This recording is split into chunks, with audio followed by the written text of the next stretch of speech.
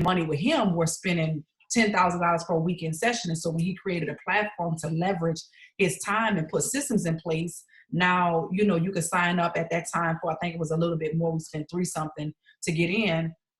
You just had him and a scanner.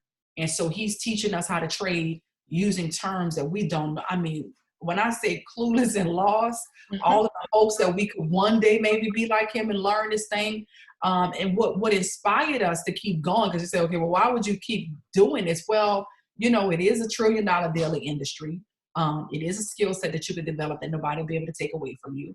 The value was obviously there. It's just the learning curve was so much bigger because we didn't have the simplicity of community or tools. But there were some people who, like Gary Roberts, I just did a call with Gary. Gary Roberts had started his own Forex company. This guy was 24 years old. And he started his own Forex company. And when he met Christopher Terry, he realized that Christopher Terry was doing what he was attempting to do with all the resources and backing that it takes to really run a company financially. And so he decided to, you know, shut his company down and do this full time. And so he's a young guy, 23, 24 years old at the time, Black guy. It just gave us hope that Greek guy, right? He's been in jail before. Huh? Oh, yeah. Oh, yeah. So what it did for us is it gave us hope that, okay, if this guy could do it, like that was our thinking.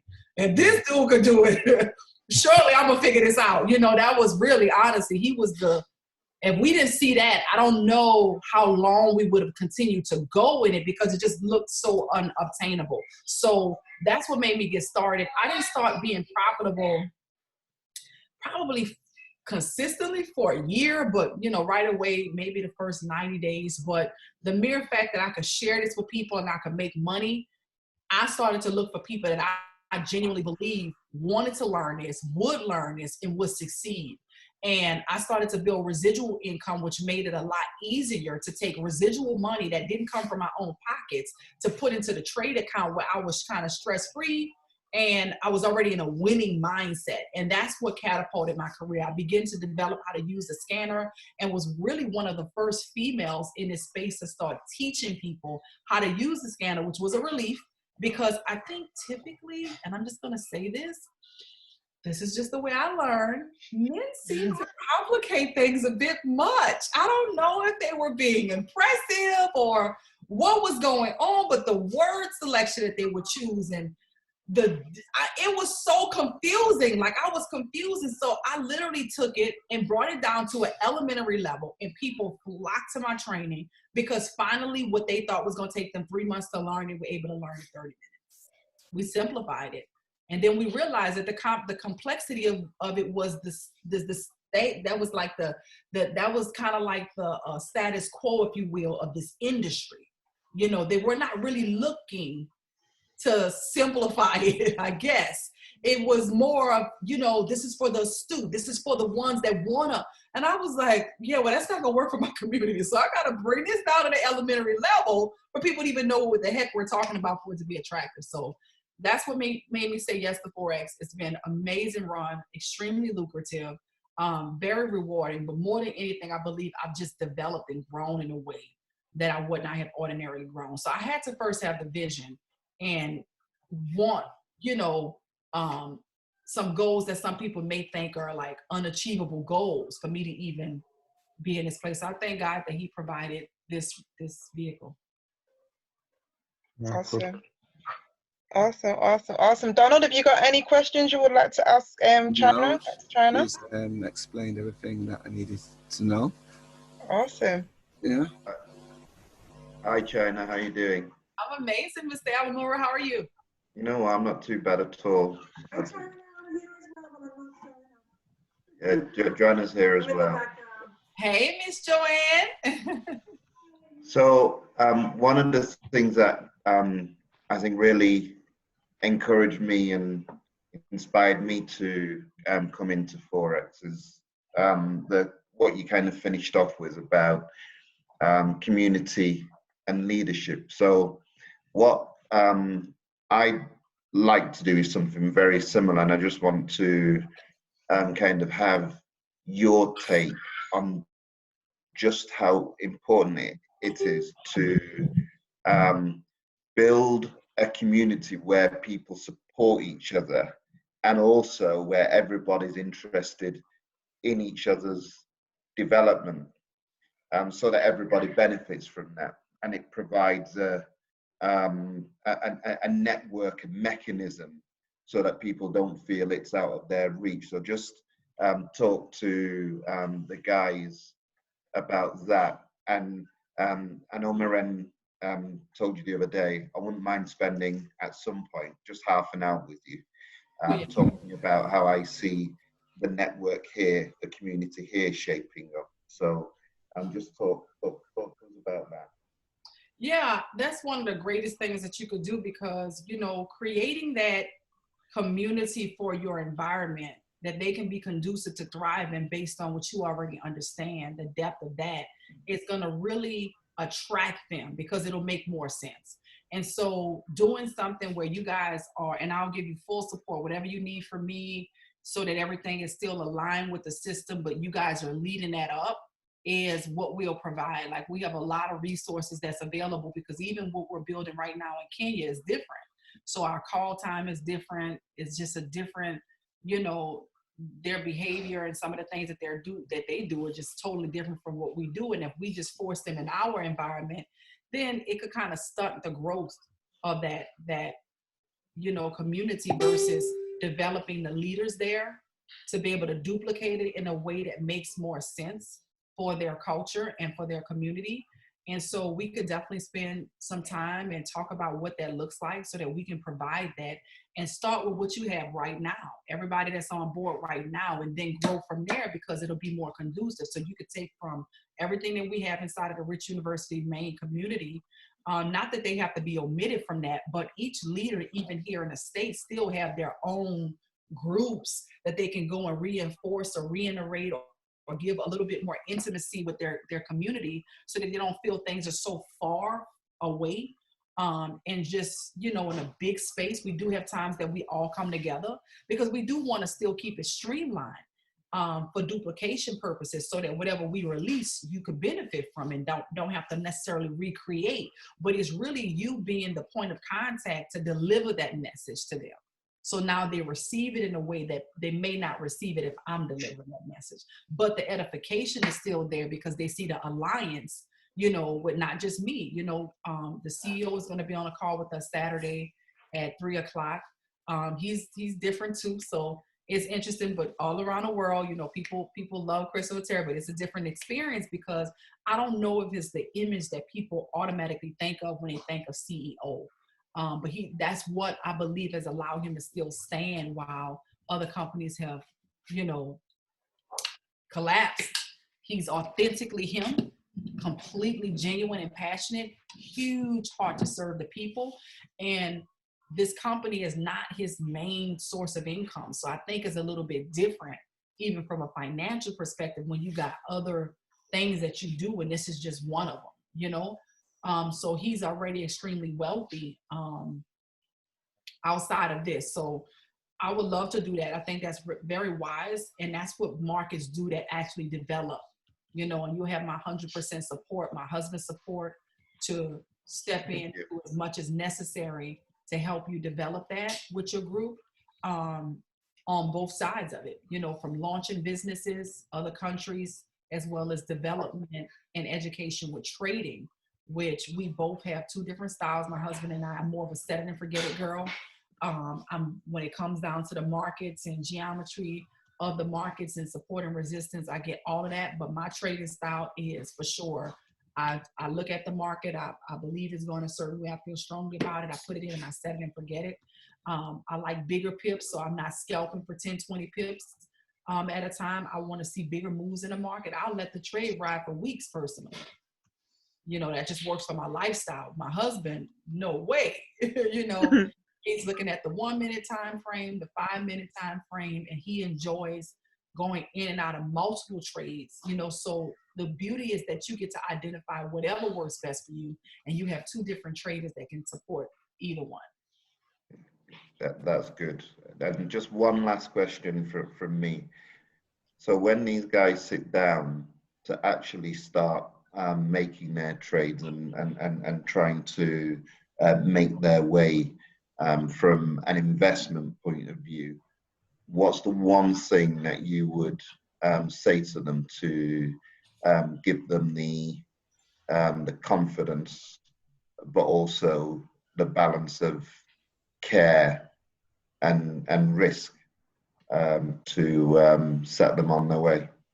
Yeah, one of the things that helped me the most was not, in the beginning I did this, and when I stopped I noticed a tremendous difference. I would run after every educator when we started to have educators, and every different strategy that came out, and I felt like the more knowledge I had, the more successful I would be. This is probably one of the only places well, it doesn't apply here. I'm not gonna say one of the only places. The more knowledge you have about trading does not equate to your success, because a lot of educators, unfortunately, can be contradicting to one another because of the different trading styles, because of the different time zones, you know? So you have to find out and identify who you are first. That discovery is probably the most important discovery of all. Because if you know that you cannot trade through the London session, which makes sense for you guys, for us it doesn't. People are getting up at 2, 3 o'clock in the morning and they got to get up to go to work at 6. That doesn't really make sense for their lifestyle, for them to get up overnight to trade that session just because the London session is the most aggressive. So what makes more sense is to find out what makes sense for your life and then begin to develop around that so that you don't come in with this strain. So if you know that the nighttime, the house is quiet, you can pull up the charts, get in the market and start to develop, and that works best for you, or in the morning time, very early before you get started with your day, and that works best for you, I will start with what time of day makes the most sense for me, and then develop what trading style you'll have. Are you more of a scalper, intraday trader, swing trader, positional trader? And identify what those mean inside of the academy so that you could know, you know, and sometimes for you to know that, you gotta find out the ones that's not good for you, right? I thought I was gonna be a scalper. Scalpers make a lot of money. They usually make a lot of money like quick, like constantly, boom, boom, boom, boom, boom, boom, boom. They got a chunk for the day. So they got $2,000, $3,000, $4,000, $5,000 days all the time. So when I first got in, I was like, oh, I'm gonna be a scalper, because I thought I could just choose based on the result I wanted. No, Chyna, you're not gonna be a scalper. That's not gonna work for your life. Like you can't focus on that. It's overwhelming you. You don't even have pressure issues, but now you feel like you do because you were stressed out. No. So I had to try what I thought was going to work to develop what really was. So I went through every different trading style for me to know that I'm more of a swing trader. I like to set it and forget it. I tried positional trading. I liked it a lot, honestly, but I knew I could do more. Positional is more where you might have a trade. I've had a trade in for as long as a month. One trade, and it was good. I mean, to put in a trade for 5 minutes and let it sit for a month and end up with $4 or $5 grand. I mean, hey, I like that idea, you know. But when I realized that I could do that on a weekly basis from swing trading, and I could put more trades in, like I could do that every week opposed to every month, then that became, you know, it wasn't too much for me to do. So I would say, going on your way, identify who you are. Really utilize what we have inside of the Rich University community. Companies and teams inside of this company are beating down our door to get inside of what we have that they don't get when they join IM.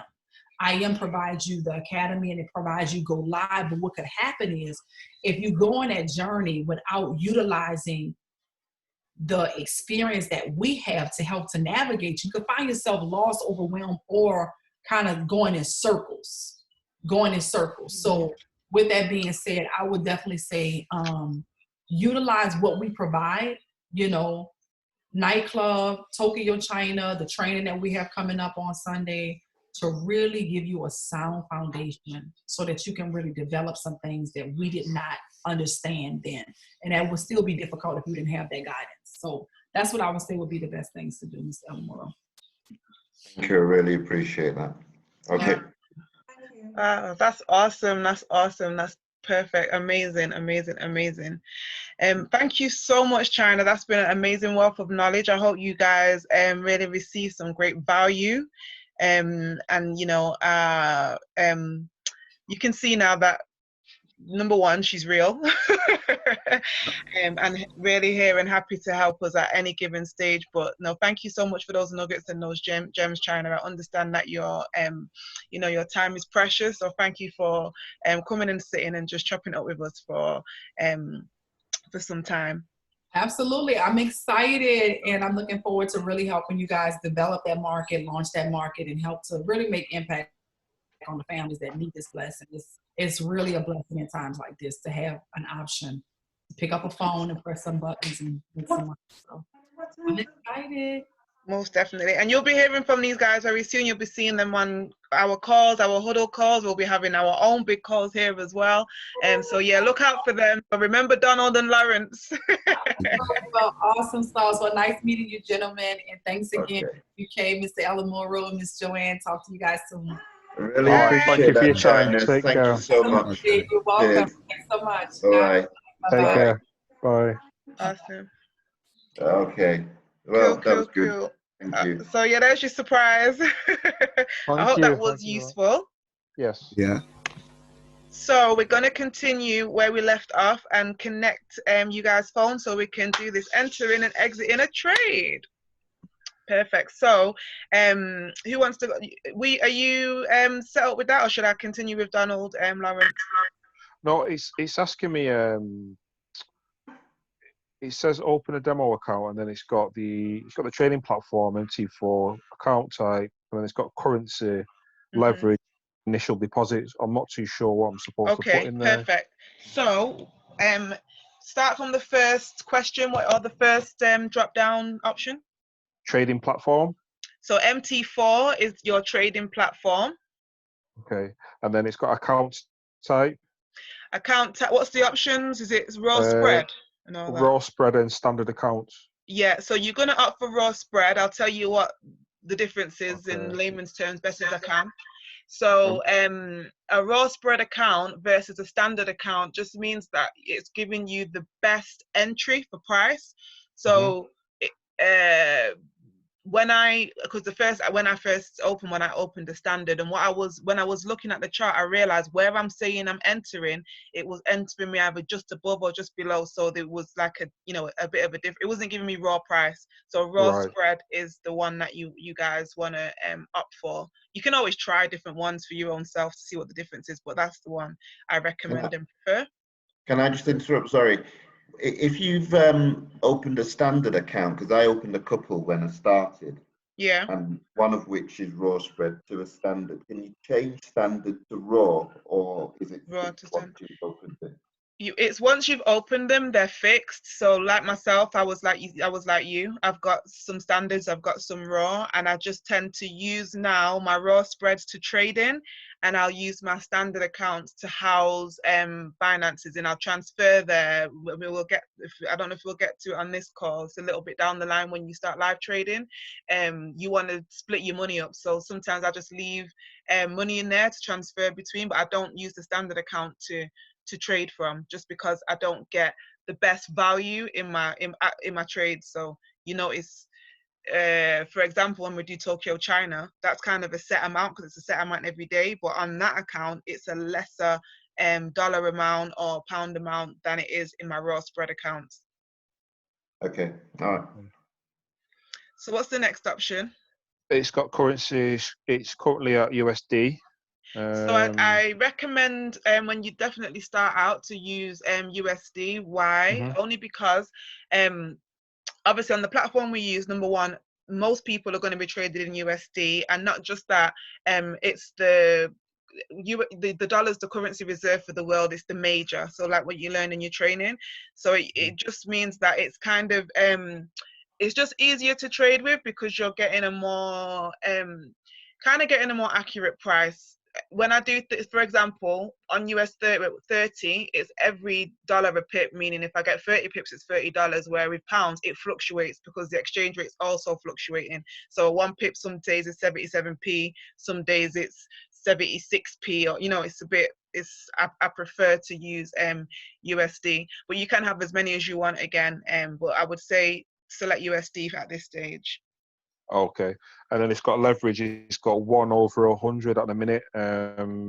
1 to 500 leverage. So you always want to use the biggest leverage you can.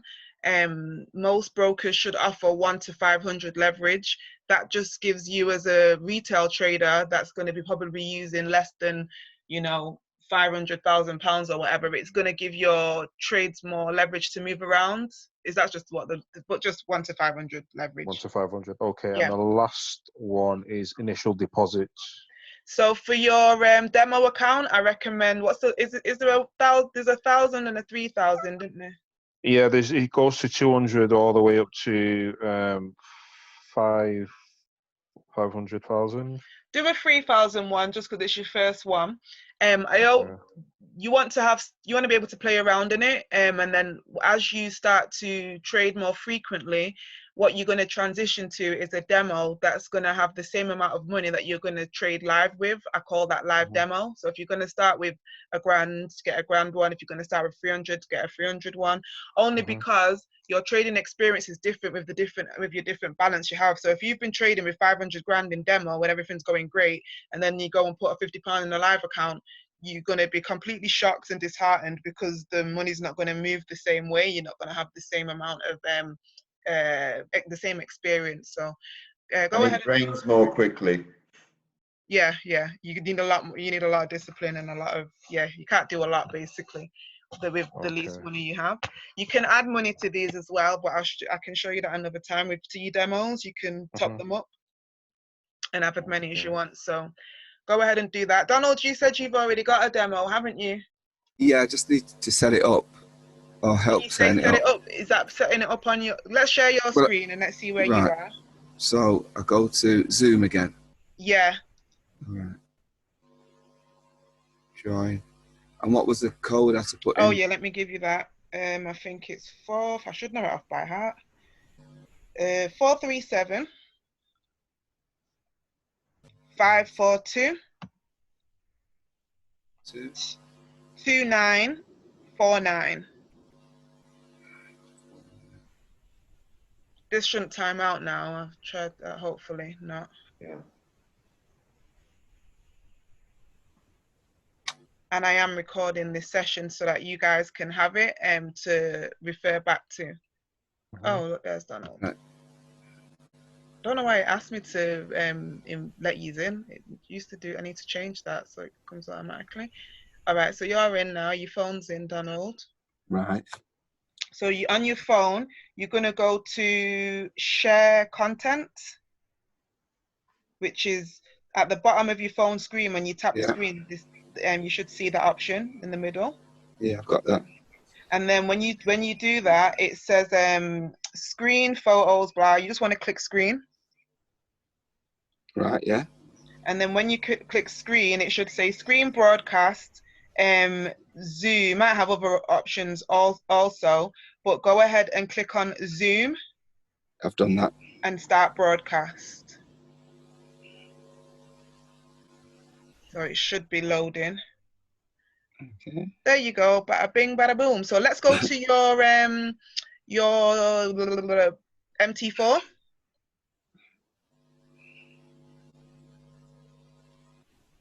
Perfect. Okay. So you're also on simple and advanced. So this is an iPhone view. At the top where it says simple, you can click just so we can just to do it. You'll see that was the view like what was in the video. Only difference, as you can see, when it's advanced, two numbers are bigger. So if you go back to advanced, those two numbers, which are your pip numbers, what you would be adding pips to, which I don't think we'll get around to today, that's the only difference in this. So it also gives you more information. It's telling you your spread counts, and I prefer it personally, but it's completely up to the user. So let me check that you are logged into your demo. You may be coming to this later. Say that again. You may be coming to this later, given that the advanced screen is the preferred option, and I like it too. But when it says low and high, what's it? What low and high for what? Is it low and high for the day, for the week, for what does that low and high represent? That'll be the spread. So you see when you're on the chart, which hopefully we get round to setting up some charts today. So let me even look at it right now in real time. So let me see. Okay.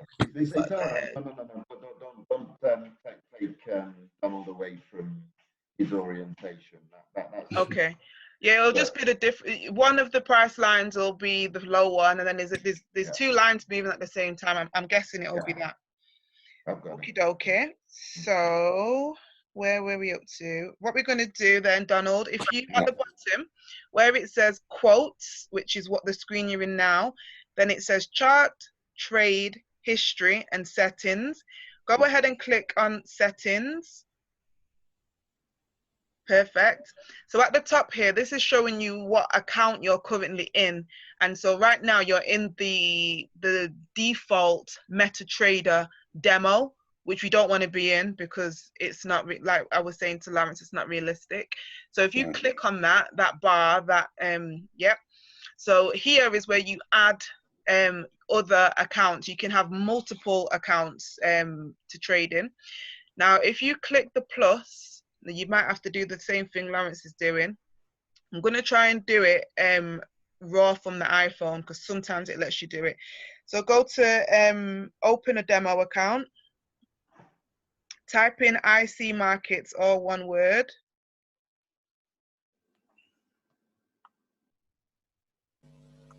It doesn't have it either again. No, you got to do it through the broker. So when you completed the step open personal demo, did you receive an email with your demo details? Did you actually open a demo with IC? I can't remember. I think I did, but it's been a while ago. No problem. So I'm going to send you the same link, and you're going to do the same thing Lawrence has just done, and then we'll go through. By that time, Lawrence should have opened one, and we can log into it. And you can have half an ear open as well to where's the email? So reply. Let me just make sure I've got you here, Donald. I'm about to send you an email, Donald, with the same link that'll take you to, it's Donald Brown, isn't it, at Hotmail? Yeah. Okay. Paste. Oh, that's something else. One sec, where did I get it from? I got it from here, so copy.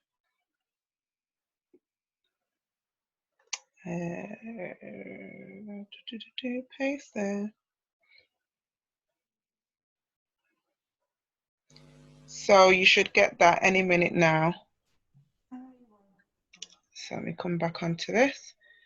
So go ahead and check your email. You might want to stop your share again and do that. All you're going to do when you pull up that link, you're going to follow the same prompts that Lawrence just did and open the demo account. And then you should know what to do. I can go through it anyway with you because I'm about to do that with Lawrence right now. So go ahead and stop your share. And Mr. Lawrence, how have we got on? Well, we are at the stage where it's asking for photo ID.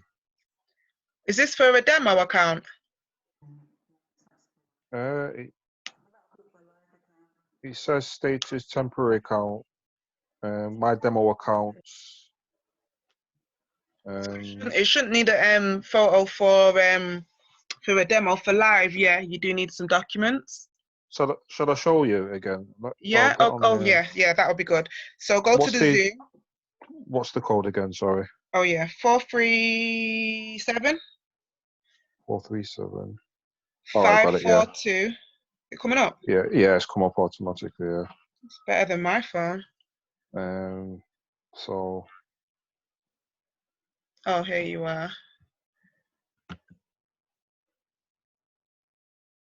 It's joining. There you go. All right. So share screen.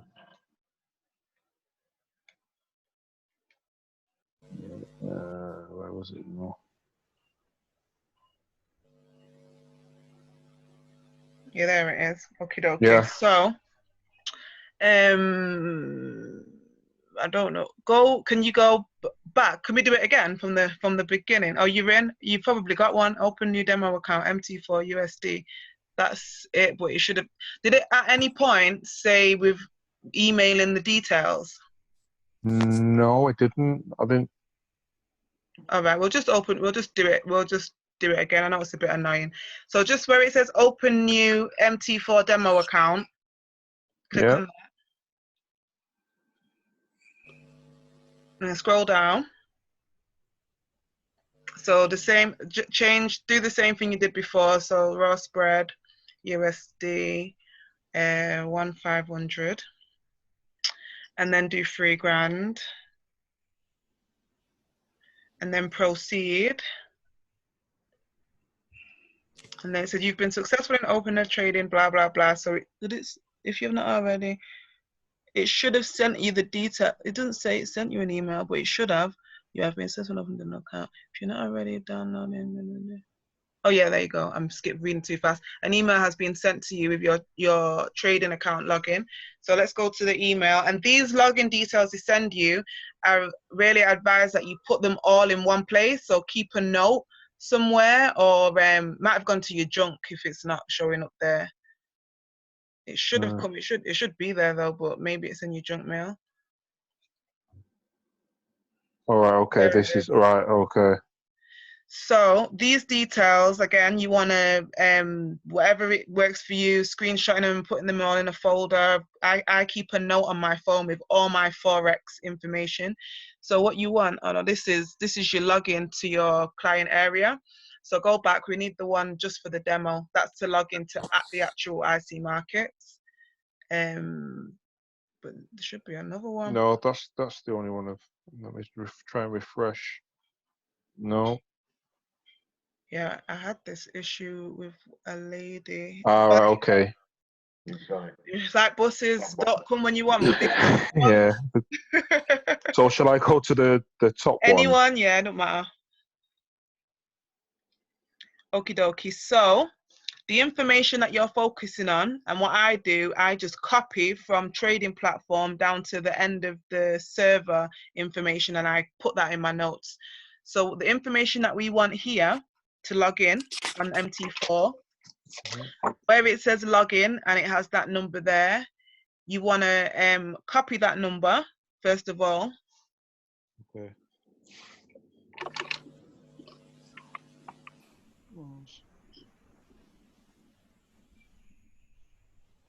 Okay. Have you managed to copy it? Yeah, I've just wrote it down. Okay, perfect. You know, if you press and hold it, it'll bring up copy. Say that again, B. If you press and hold, it will bring up copy, and you can click copy. Do you know what? My fingers are too big, B, so I'll end up doing something else. All right, no problem. Hopefully because the password sometimes, if you don't copy and paste it, right. So anyway, I can't really see it, but hopefully. So you're going back to MT4 now. We're gonna log in. Am I in the right place? Wait a minute. No, that's the IC market. So this is basically like your online banking back office or whatever. Like if you was checking your Barclays. So this is where all your money's going to be. We want to go back to MT4, the one that we used to actually put the trades in. So the one that we were on first with all them flashing numbers. Keep going, keep going, keep going. Or maybe, oh, it's at the bottom anyway of your screen next to the Zoom icon. Oh, sorry. Right. Okay. Yeah. So you need to make sure that you're on the right server. So that was also in the email. I think it said demo server 2, but just to make sure, because this might be, just so you guys know, just go back to the email and where it said server, whatever number demo it said, that's the one we want to log into. Number 1. Right. Number so 1. It says IC Markets SC demo 1. It has to be specific. So let's go back to MT4 and find SC demo 1.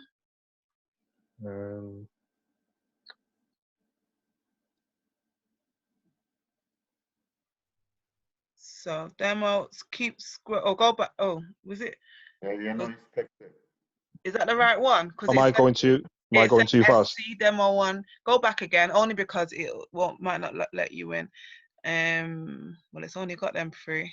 only got 3 demos. Oh, yeah, there's more. So keep going. This one. Yeah, SC demo 3. I mean demo 1. Just exactly right. So that login that you wrote down, go ahead and put it in there. The thing is with these, if you do something slightly off, then it'll just keep saying invalid account, invalid account. So the password is that same password. Oh, you wrote it down. Yeah, I hope I got it right because it's really they're really fiddly. You can change them anyway. Yeah, you can change your live account ones. Woohoo! So you're in. Yes. Okay. So Great. if you click on it, I think. What's going on here? Sign in. It's just gone back. Go to the quote screen at the bottom. I think that means it's in, right? I'm not an Android user, but I think that means that is the one that you're in. Yeah, it's gonna load now. Hopefully. The longer it takes, it normally will end up saying invalid account, but I don't even know if the Android says that. I think that's iPhone. Oh, there you go. Or maybe not. No, it says Unauthorization failed. So it's probably the password. You're gonna have to try and use your big fingers to copy it. Okay. I know it's really fiddly. Yeah, there you go. Okay. 1137216 1137216.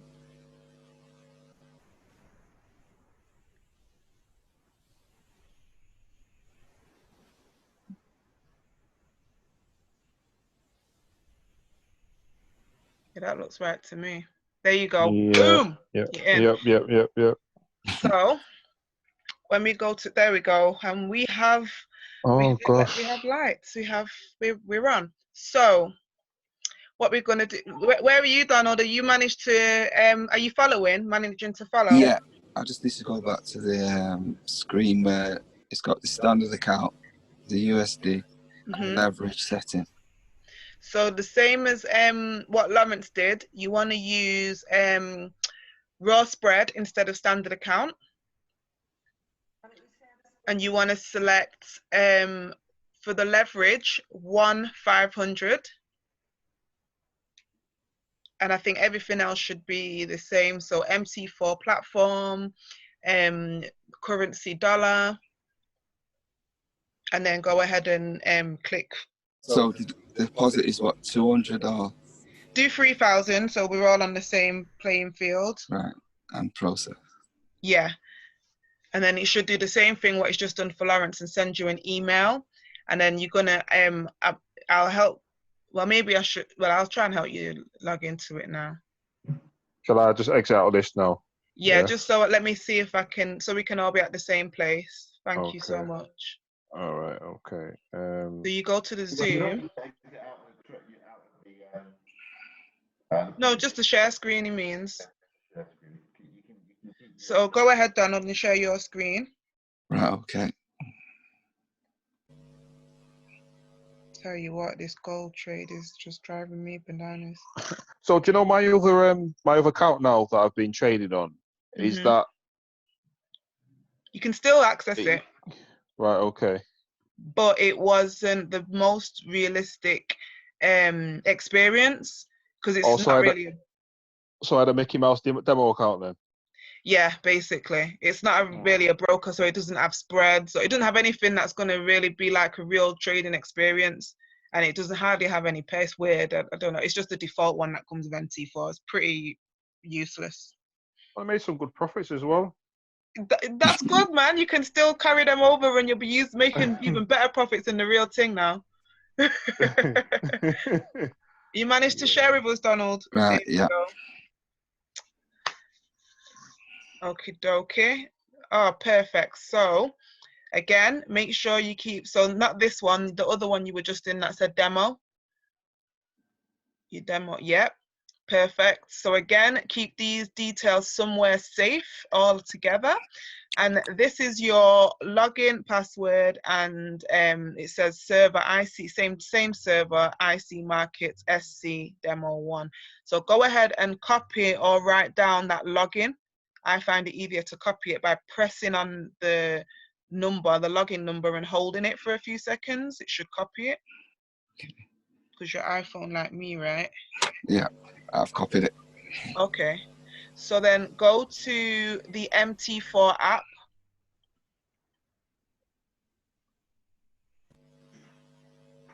Yep. And now we're gonna, come back, because I think I can't remember what we was in. Go back again and log in to an existing account, because you've just created an account, and type in IC Markets, all one word.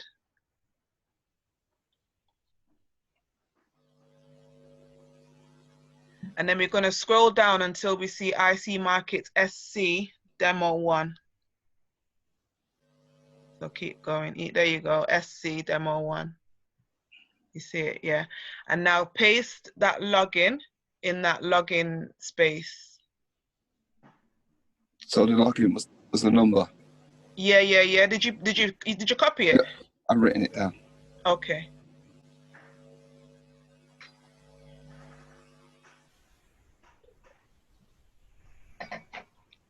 And then you're going to need the password now.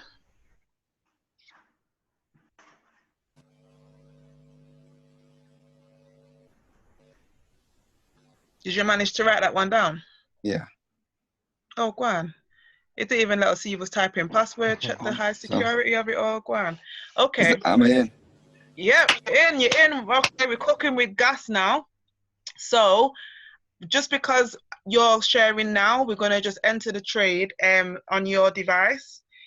Just cause. So this is basically, now we're going to enter a trade just like we did in the video. So let's find a currency pair to enter. So you've got some on the screen, but obviously there's more than, how many? 1, 2, 3, 4, 5, 6, 7, 8, 9. You got more than 9 currency pairs in the world. So to add something that isn't already there that you want to trade, in the corner at the top, in the right hand corner, click on the plus sign. So here is basically all the currency pairs, precious metals. Some brokers have stocks. Everything that your broker, which is IC Markets, has available to trade is found here. So they are categorized, but you can also just search. So if you just scroll down, a search bar should pop up. So just scroll on this, yeah. So in that search bar now, you can type anything you're looking for. So let's go ahead and type in gold, because I'm in gold now and it's moving. So you can see all the different gold pairs that this broker offers. It has gold versus the Australian dollar. It has gold versus the euro, and gold versus the US dollar. And we're going to trade gold versus the US dollar by clicking on the green plus. That will add it to our currency screen. Yep. So if you press cancel. Sorry, Maria. No I'm not going in. I'm not getting anything. I'm putting in gold and nothing's coming up. So when you go to the plus, you press on the plus. So press on the plus, and it's got all the different different pairs, yeah. Perfect pairs, and then I go on to the search bar, which is I've got the magnifying glass. Okay. Yeah, and then I put in gold, and then nothing's coming up. It's just gold is XAU. Yeah, but it should still let him press gold. But press XAU. It should still let him. No, nothing's coming up. Are you sure you're in IC? You are in IC Markets, the new one, right? Yeah. So let's swap. Let's do a swap again. So stop sharing for us a second.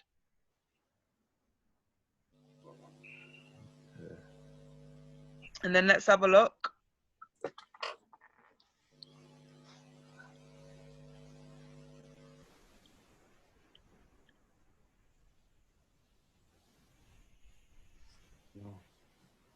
Did a message just come on then saying? Right. Okie dokie. So yeah, click on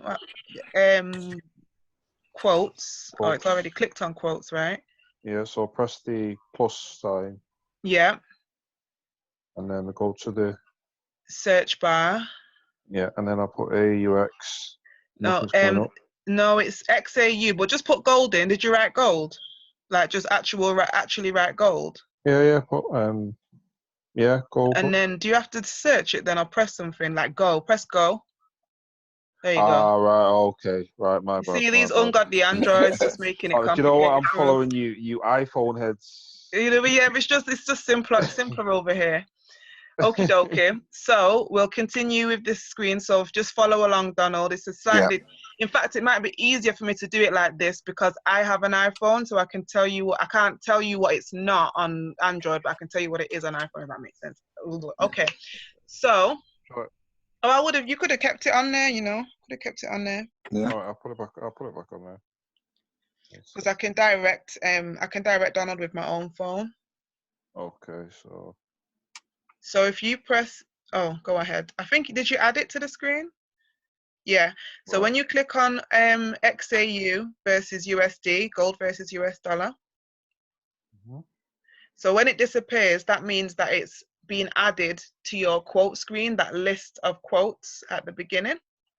So we go back to that and then scroll right down to the bottom. Yep. And there it is. So to trade this, what we're going to do is if you click on, both of you should be, I think it's the same on both phones. If you press it and hold it, and then let go, it should bring up some options. So on the iPhone, it will say trade, chart, details, and cancel. And on this, it says new order, open chart, symbols, properties, and simple view mode. So for the Android users, it's a new order. And for yourself, Donald, it's trade. So let's go ahead and click on trade. I mean, and new order as well, yeah. Okay, so this looks different than the video. Did I know yours, Donald, should look like it did in the video demo? It does, yeah. So the first option at the top of the screen here says, let me do it on iPhone so I can see as well, trade. Yeah, so at the top, first of all, the very top, it says the currency pair that you're in. You always want to make sure that you're about to trade the pair that you actually selected. So just double check that. It says XAU USD at the top. That's fine. Underneath that, it says market execution. What does that mean? That just means that we want to enter the market right now, and because you do have some other options to create future pending orders. But for the sake of this session, we're just going to focus on market execution. Some phones may, or some brokers might say instant execution. It's the same thing. Okay, so as far as the next line down, that number in the middle, which is in black bold type, that is your lot size. That simply means that's how many lots you're going to trade with. And this is important because this is your risk management. You don't want to be risking too much. So we're trading gold. It's a pretty aggressive pair. You've got $3,000. So we'll trade it like we would be trading indices, which is it's 0.1 per. We'll do a little bit more. We'll do 0.10. 0.10. That's a mini lot, yes, a mini lot size. So if you change that number, if you click on that number where it says 1.00 and change it to 1.00, which is essentially a pound. So you want it to be 0.10. So when it's 1.00, that's actually £10. So that's like £10 a pip. It's very, very high. You normally need about 10 grand plus to trade that. So do it 0.10. Did you manage to do that as well, Donald? Yeah, I've got 0.10. How come it's not? Can you delete? Can you backspace? Yeah, I'm trying to backspace. It's not. Or type the whole number now. Yeah, 0.10. But I'll tell you what you can do as well. You see at the side where you got them blue numbers, you can click on that till it goes up to 1, if that makes sense. Yeah, you can keep clicking on it. Or you can just buy an iPhone, mate, and just make life easy for yourself. Come back down. You've gone too far as well. Come back down, come back down. So the one at the other side, the -1, you want to use the -1 now, the other side, to get back to 10. This is confusing. It's not. No, okay. What you need to do is go to the 0 after the 4. No, I am doing that, but it's not. Right. It's fiddly. It's just fiddly on these. Yeah. Right, There you go, there you go, there you go. Yeah. So we're there now. So we're about to, let me see if you should buy or sell it. So we're about to, I'm just deciding if we should buy or sell it. I'm on it now. Give me 1 sec. Let me look at it on the minute. Okay, so let's buy it. So let's enter into a buy. So go ahead and press buy market, and on the iPhone it says just simply in the blue one, it says buy. And I heard somebody's in. You're in. Are you in, Lawrence? Yeah. Yeah, I'm in, yeah. Yeah, so as you can see, like in the demonstration in the video, now on your trade screen, so this is what shows all your active orders, what you're currently in. This is where you see your money working, basically.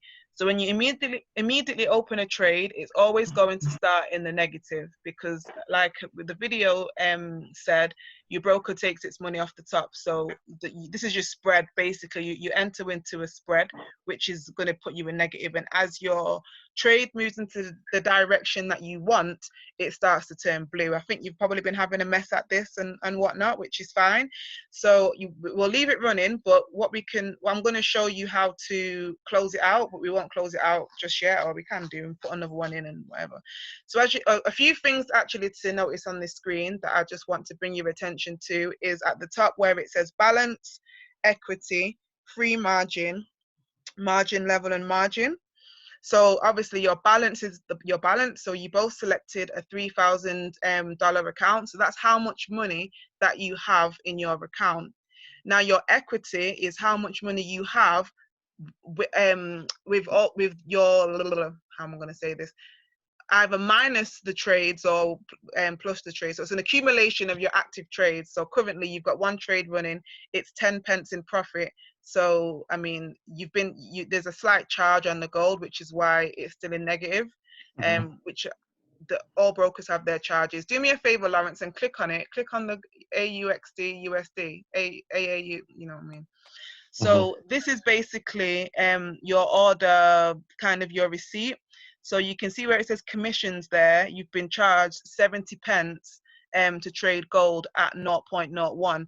So for every, that probably means it's 7 pence for every 0.01 that you trade. So for every 10p you trade, they charge you 7 basically. But that doesn't change as the money goes up, if that makes sense. Right, okay. If that goes to a grand, it's still going to be 70p commission. All right, okay. But if you actually started on a higher lot size, like the standard that you put in at first, it would be 70p, £7. So it will automatically be a £7 charge, but it's a fixed charge. The swap fees are what you get charged when a new trading day starts. So what time are we on now? When New York closes at 10 o'clock, that's a new trading day. And then there'll be a swap fee, and they vary. They're normally quite small. Sometimes they're quite annoying, but if you're in a trade that is profitable, the commissions, swap fees, all that, they're just kind of part of the game. You don't even really, it's nothing, because obviously you should be making a decision to be in it overnight for a reason bigger than a swap fee. So they're just what will affect your profit of your trade. So sometimes it might say £5, then you'll go to your history and it'll be like £4.50, and you're like, oh, where's the 50 pence gone? That's where it's gone. The broker's got it. Right. Okay, so yeah, your equity basically shows your balance either with your trades included. Right now you're in a negative, so it's showing you that if you were to exit the market right now, you'd bank 2,997.90. Now what I want to bring your attention to is your margin level percentage. I think on iPhone we just have, yeah, it's at the bottom, margin level percentage, isn't it, Donald? Yeah. For some reason it's the other way around on this. You want to keep that as high as possible. Once that, right now it's on 8,000 and odd, that seems great. The more trades you have, the less margin you have. That just means that you're risking a lot more. And how can I put this?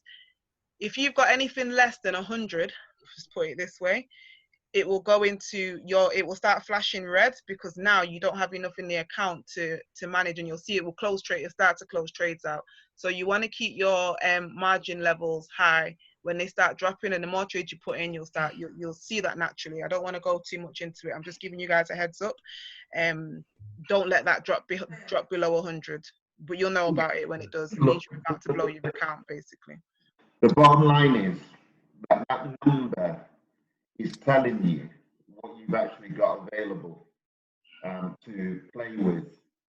So the lower it goes, the less free money, i.e. money to trade with, that you've got.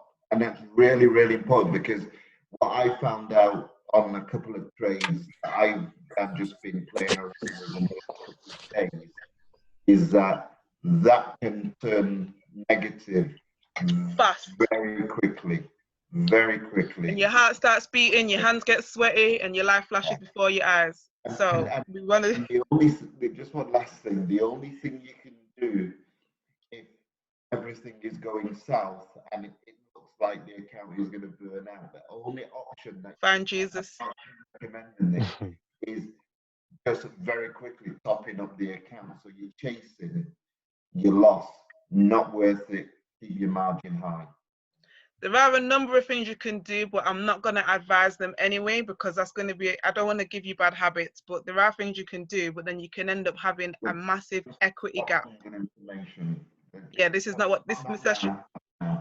Yeah, this session is not for that. So this is the future. So when you probably get to, well, by God's grace, you'll never get to that point, but you'll remember these words today. Just keep all them numbers high. Like my dad said, the money you've got to play with is in free margin. So you can actually trade right now 2,960. So that's how much money you've actually got to trade with. The rest is working in the market. And if you don't have enough money, the broker will tell you when you try and put an order in, it will say not enough money. So that's that. So if you both click on that trade and hold it for a few seconds to bring up some more options, there's a few things that you can do. So you can either close it, you can create another order of the same currency, or in this case precious metal. So you don't have to only have one. I do advise it at the beginning to try and have as least trades as possible. However, you can open new orders, multiple orders in the same pair. That's called stacking trades. I never recommend having more than 3 positions open in one pair. Okay. Then it says modify order and chart. So what we're going to do, let's modify the order, because I'm going to let you guys enter a take profit. So, well, we'll have to go to the chart. Well, I'm going to look at the chart for now, and then I'm going to set up you guys charts anyway, so you can do this yourself. Actually, no, I'm going to do this a different way. So let's just close out of the trade. Well, leave it. Do you want to leave it running for a bit till it's positive, or do you mind closing out in a negative? I know it's a demo account. I don't mind. Do you know? Just on this, Maren, how long does this last for? Because when I used the other one, it only lasted for a week. The demo account only lasted for a week, and I had to re-enter a new demo account. The demo account or the demo trade? The trade? No, the actual account. The other one that I had, the former one that I had, it only lasted a week. But I'm assuming because it's not this IC one. Okay, what happened to it? What did it just? It just wouldn't allow me after. If I started on the Monday, I'd put in some trades, and then on the Friday it would close, and I'd go back and I'd have to reopen a new demo account. No, it should last forever. I've got some old. Sometimes I just can't get into the accounts because it tells me the information's invalid. But that might be. I don't have a definite answer, but that might just be because they've been inactive. I've not been in them for a while. But as long as you're on them and actively using them, they stay there. I've never had. Only for memory issues, it might clear your history. That's just like that's my life. I have to keep putting the information in again. But when we were on that screen there, where it said in your settings screen, you should have multiple accounts there all the time unless you delete them from there. But they don't expire as far as I know. And if you ever had that issue where you couldn't get into one, or one expired or something like that, then you could just go on the live chat on IC Markets in that client login area. So where you basically open this, and you can speak to them, you can tell them, you can give them the login number, and then they'll find it, or tell you what's going on with it. But no, if you left this running now and then for 2 weeks didn't go into it and then opened it back up after 2 weeks, the account should still be active. The trade will still be running unless it ran more than 3,000 negative, which with this leverage it shouldn't. Well, it is gold, it's a bit unpredictable, but still, no, it should keep going. So, Okay. how are you finding that, Donald? Yeah, it's okay. Yeah, makes sense, that? Yeah, it does actually. Okie dokie. So let's go ahead and close it out. It's only 40p, but I mean, I think it might have just, is it closed? The market might even close. Gold closes at funny times around this time. So where you've just clicked close order now on the Android, at the bottom, you can see it says close with profit, and it's going between profit and loss. But that is basically where you make an agreement with the market to say, I am happy to leave the market with this profit or this loss. Now, obviously, it's still moving because the trade's still active. So when it's the number that you feel comfortable with, you can go ahead and close it. On the iPhone, it says, so I think it's similar, isn't it? It's just a bit higher up, Lauren. Yeah, it's at the top, yeah. Yeah. So when that's the number you're happy with, or whether you're happy or not, just for the sake of this demo, you can go ahead and close it out. Okay. I'll just close it now. So once the order is closed, you'll see that it's no longer on your trade screen. It's not active. You've agreed that you want to either deduct it or add it to your balance, but it shows in your history, and that is the icon that is next to the one that's blue at the bottom. It should say history on the iPhone as well, so as you can see, if you click on the trade as well, just open it up a bit, like on the, so you can see exactly the time. It's time stamped. The time isn't exactly, it's not GMT, I think it's UTC or whatever, which is 2 hours ahead. So what does that say? Let me try and read it. 16, 15, 23. Wait, what are we reading here? The 15. 23:16. Yeah. No, it's past 11. 16 minutes past 11. Yeah, sorry, and it's backwards. So and it's got the date there. So it's the 15th of what do you call it, April, and it says what time actually is it? So it's after 9. Yeah, so it's 2 hours. So that's the time that you took it out, and then you can see here the time you put it in. You put it in at 5 minutes past 11 or 5 minutes past 9, and the date. All this information here is good to start keeping a log, a trading journal. So what you'd do, I'll show you one of mine. I mean, I've got plenty, but it is good when you start trading to start making a note of exactly what you're trading, when you're trading it, what lot size you used, and how many pips you caught, or if it's dollar amount, that's easier for you to recognize at this stage, that's fine.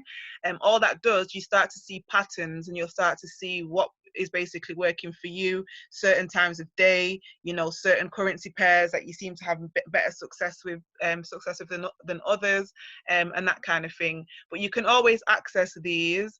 So let me see, because this is a bit different. So on yours, Donald, you see at the top it says day, week, month, and custom.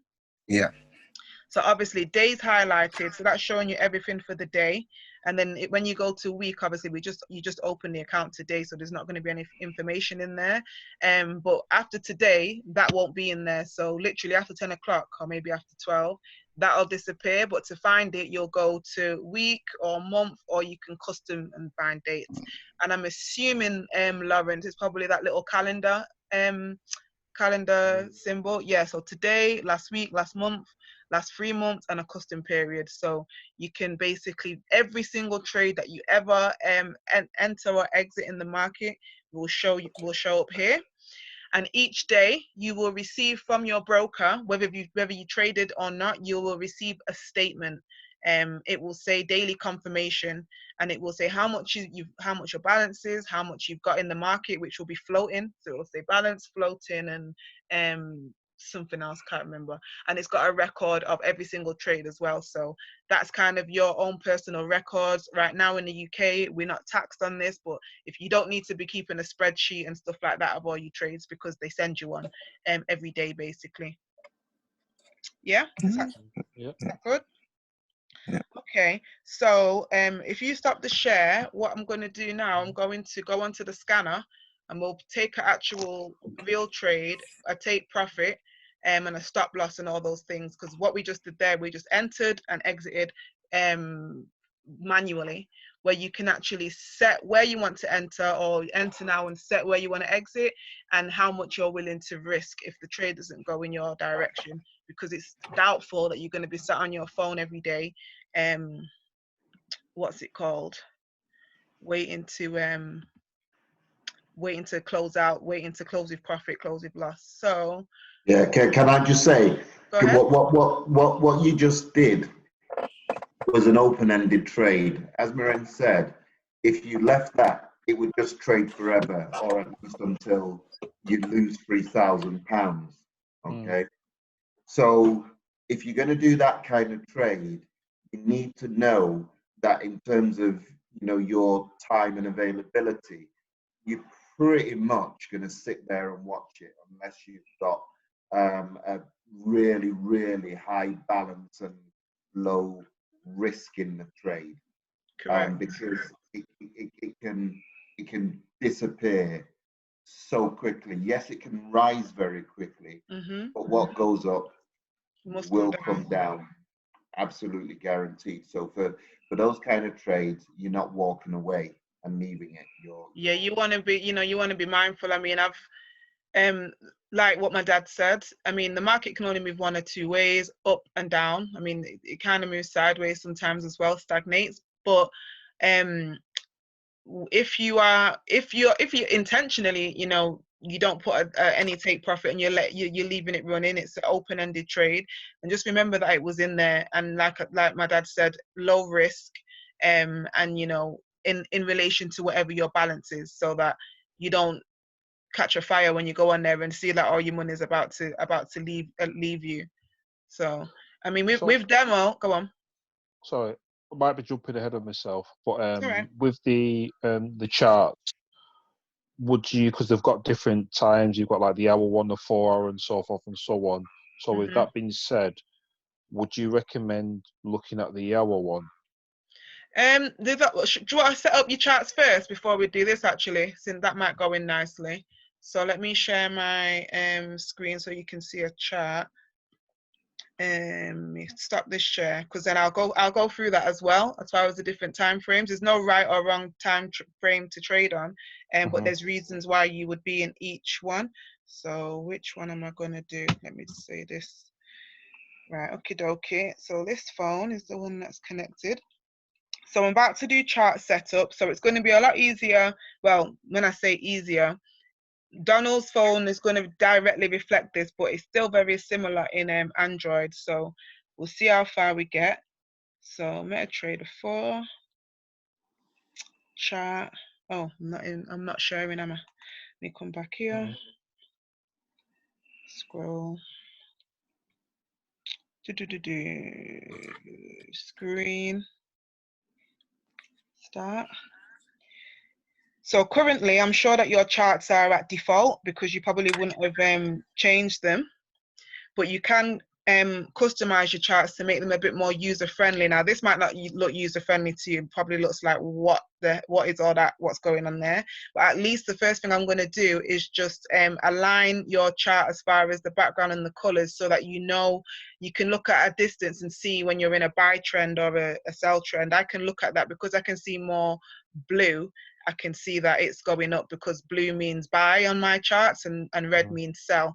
So I'm going to set it up according to my colors, but because you're going to see how to do it, you can custom it to suit yourself afterwards. So what you're going to do, you're going to go to, is it settings? You're going to go to your settings. And then you're going to go to the bottom where it says charts. Yep. And then you should see where your screen basically make it look like mine. So you want to turn on all your volumes, your ask price line, period separators and trade levels. Candlesticks should be selected. I'll explain what a candlestick is in a second. Then you've got OHLC and data window. So just turn all those things on green, or I think on the Android it might be boxes to tick. Yeah. boxes to tick. And then somewhere on that screen at the bottom on the iPhone, it says colors. So this is your chart colors. Go ahead and click on that. Yep. And then let's just align them. So your foreground should be, what was mine? White, basically. And the grid is already gray, I think. Yep. So your bar up and your bull candle are the same thing. It's like just a line around it. So you want them to be the same color. In my case, I've selected royal blue. This is basically your buy candle, the candles that are going up. So your what they call your bull candle. Okay.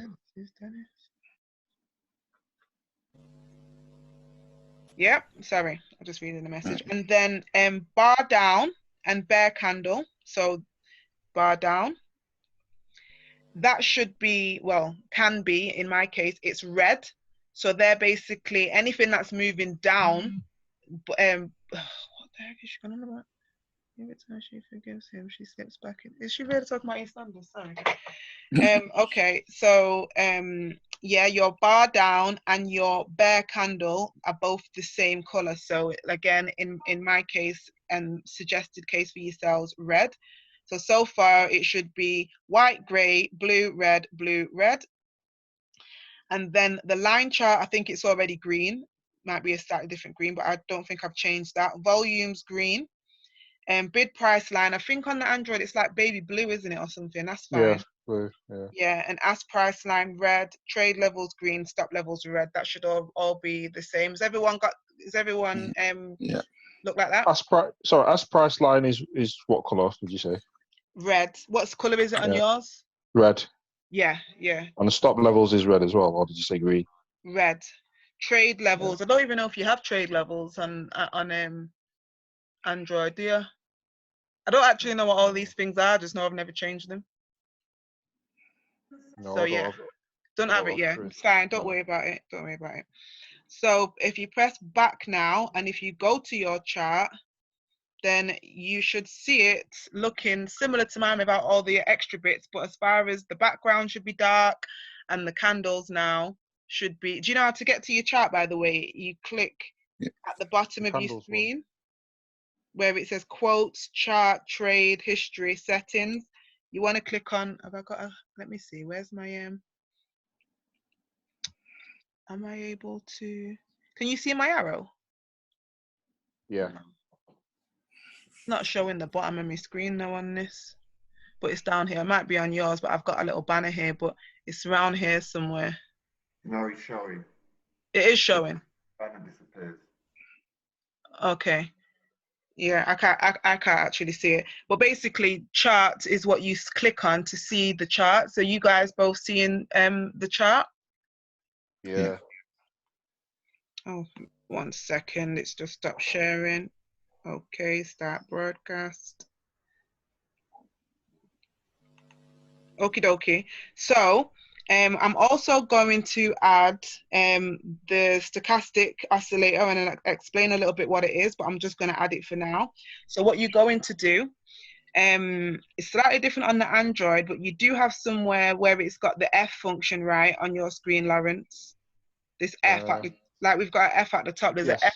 Yes. Yeah, so go ahead and click on the F. Mm-hmm. And then what you're going to do, you're going to click on main window. And then you're going to scroll down until you see stochastic oscillator, which is second from the bottom on the second block of second list. Yeah. Above Williams percentage range. Yeah. So when you click on that, so let me just click on mine that's already on to make sure your levels are the same. So when you click on it and it adds it to your screen like this, go ahead and select it again so that you get the properties up. Yeah. And you just want everything to match. It should be 5, 3, 3. Yep. Low, high, simple. Yep. 2080. Yep. And then click on that 2080. Yep. And then where it says 20, in the space that's vacant, where it's asking you to put a description, go ahead and write the word buy. So here. And then in the space where next to the 80 at the far side, write the word sell. And I think the style should be gray and 1 pixel. Yeah. Yeah. And then when you've done that, click on done. And then has it brought you back to the chart? Yeah. Okay, so you should see some squiggly lines on there, but I'm just going to make you go back in and make sure the other things were also right. So your lines, mine are 2 pixels wide, green, and the signal, does it look the same? Is it red and green like that? Yes, yeah. Yeah. And the other one's perforated. So all this is, I'll go through it really quickly. So here you can see at the top it says sell. And then if you scroll along this line, that's that figure 80. So this is basically the top of your chart. It's always the top. And then here at the bottom on this 20 line, this 20 area, it says buy. So this is a 20 level, that's an 80 level. What does this mean? So as you can see, every single time price, so this is just basically a representation of what's here, but in a simpler form. Every time price is at this level, this 20 level, and is crossing this level, it enters into a buy move. So that's a good indicator for you. It might be one of many. This is just one that I kind of tell people at the beginning stages because it tends to be quite helpful. This is to give you an idea that it's probably going into a buy. And then when anything is at the level, the 80 level, and crosses over, and I'll show you what I mean in a moment by crossing over, it normally means it's entering into a sell. Now, when things are kind of in this middle no man's land area, you don't really know if it's going to go up or down. But whenever you see 2 lines crossing, so let me, oh gosh, it's timed out. It's give me 1 sec. Oh, it's still on. There you go. So whenever, I mean, zoom in like this. Whenever you see price or these 2 lines crossing, it normally means it's going to change direction. So when it got to here, it crossed over, and then what did it do? Price went down. So sorry, Mirren. Are you using your cursor to? This. Are you using your cursor to actually direct where you're pointing at, because it's not moving? I kind of lost. Is it scrolling? Yeah. So you have a cursor on your phone. Oh no, I'm using the cursor on the laptop. Is that not doing anything? No. Oh, it's not responsive. Oh, 1 second. Because I'm not logged in on here. I don't think. Okay. I won't know how to make you see what I'm looking at. But I'm basically trying to identify. I'm trying to see if I've got. Can I help? Just a second. You see the middle peak, and you guys. So the mountain in the middle, if I can put it that way. Yeah, that's been zoomed in on. That's what color? What color? So the green line at the bottom. Yeah. The wavy green line at the bottom. Yeah. That's gone over the 80 line.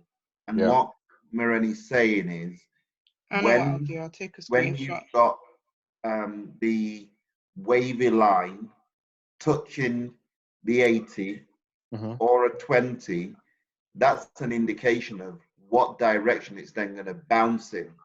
So if you can imagine, if you just think about it, approaching either line, if it's gonna bounce to the 80, if it's gonna hit the 80, you can pretty much not guarantee, but it's more likely than not that it will bounce downwards. So in other words, you're in a sell position.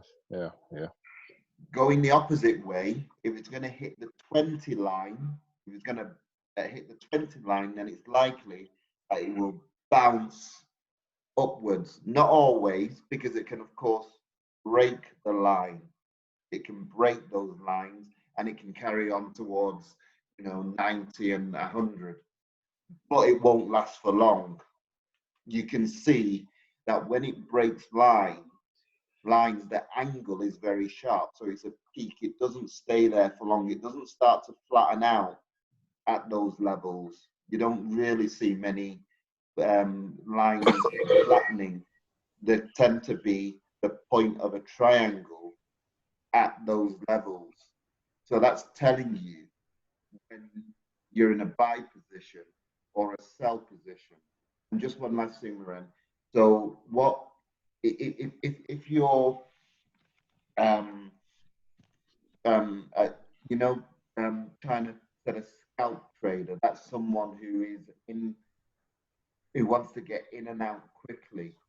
So what you're looking for when you're a scalp trader is the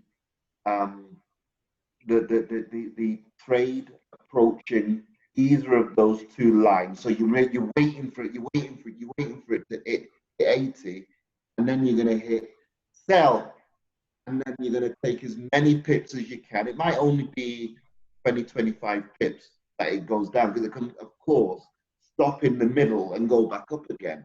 But you know that you're very quickly going to be able to make some pips, to gather in some pips, to collect in money. Okay. So can you guys see this now? I'm just gonna do what I did again. What you said was right, Dad.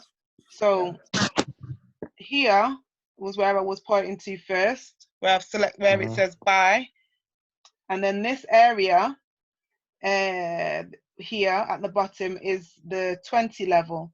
So anything that crosses this line here, once it crosses it, the only way it can go really is up. It might stay here for a while, but it's basically it's at the lowest point it can really go. Once it crosses this area, it's most likely gonna, well, it can only go up from here. And when it gets to the sell area at the top, so let me use the pen. So when you get up here again, there's the pen, you can see then what happened is that it started to move down. So when price does potentially, let me erase those off the screen.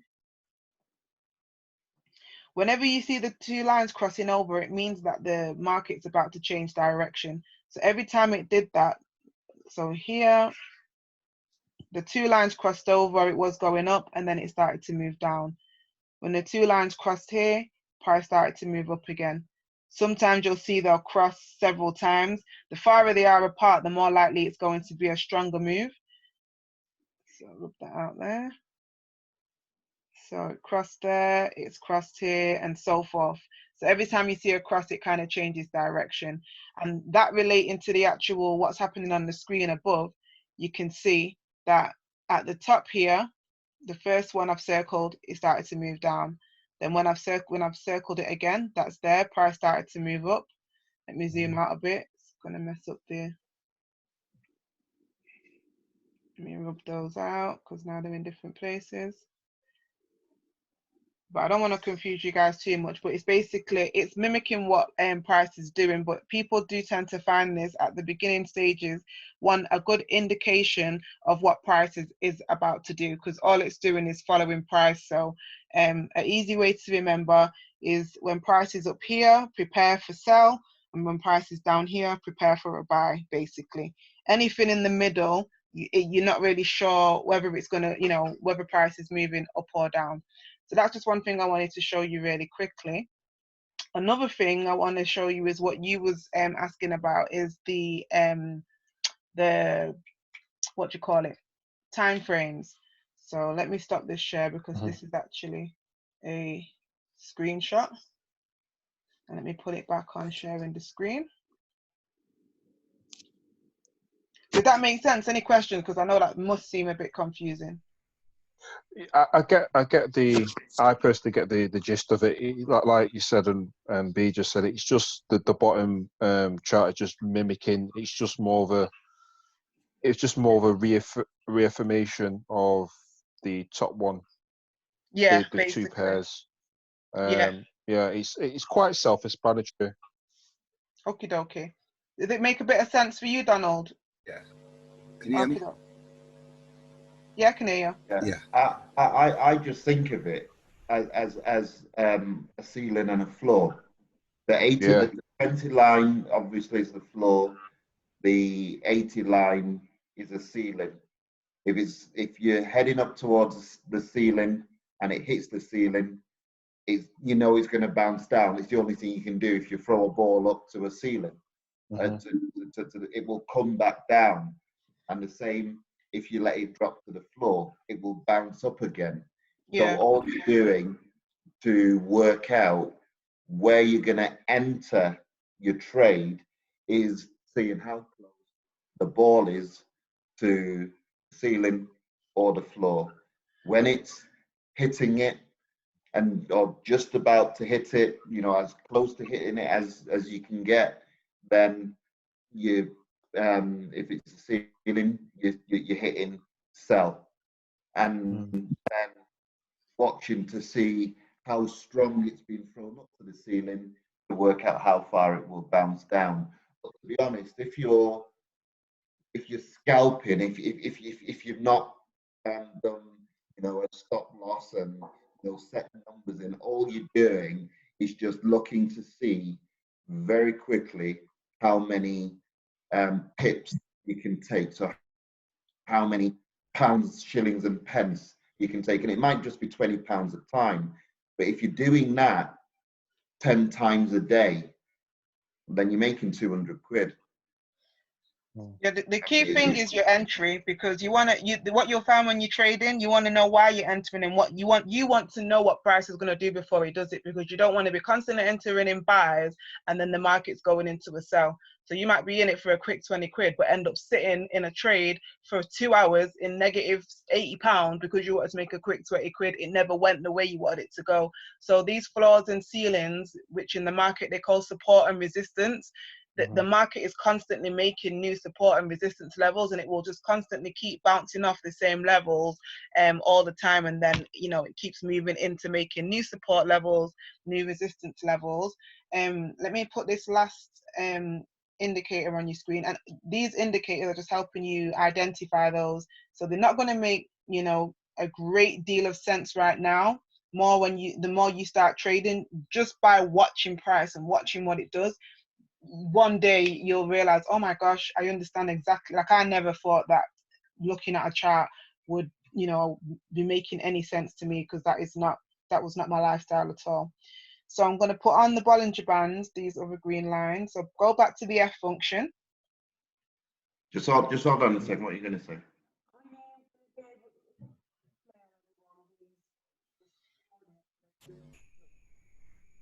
I can't hear. Yeah, the answer is yes. Yeah. Okay, so you guys clicked on the F function again. Yeah. Go ahead and click on main window. And then scroll down. The second one, actually at the top, it says Bollinger Bands. You want to click on that. And then you want to just make sure it looks like mine does. So 20, 0, 2.000, close. So it's the main chart. Yeah, sorry. Bollinger Bands. Okay. Yeah. Right. Okay. Are you there as well, Donald? Yeah, I'm there.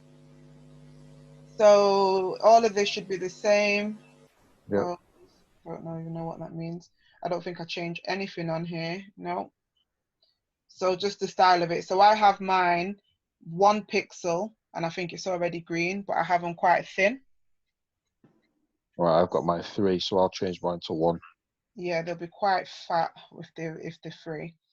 And then go ahead and click save or done or whatever it says. And then when you go and that deviations, you're right, I've got 2.000, so I'm assuming it's the same as just mine 2 said like you've got. 2.00 a minute ago as well.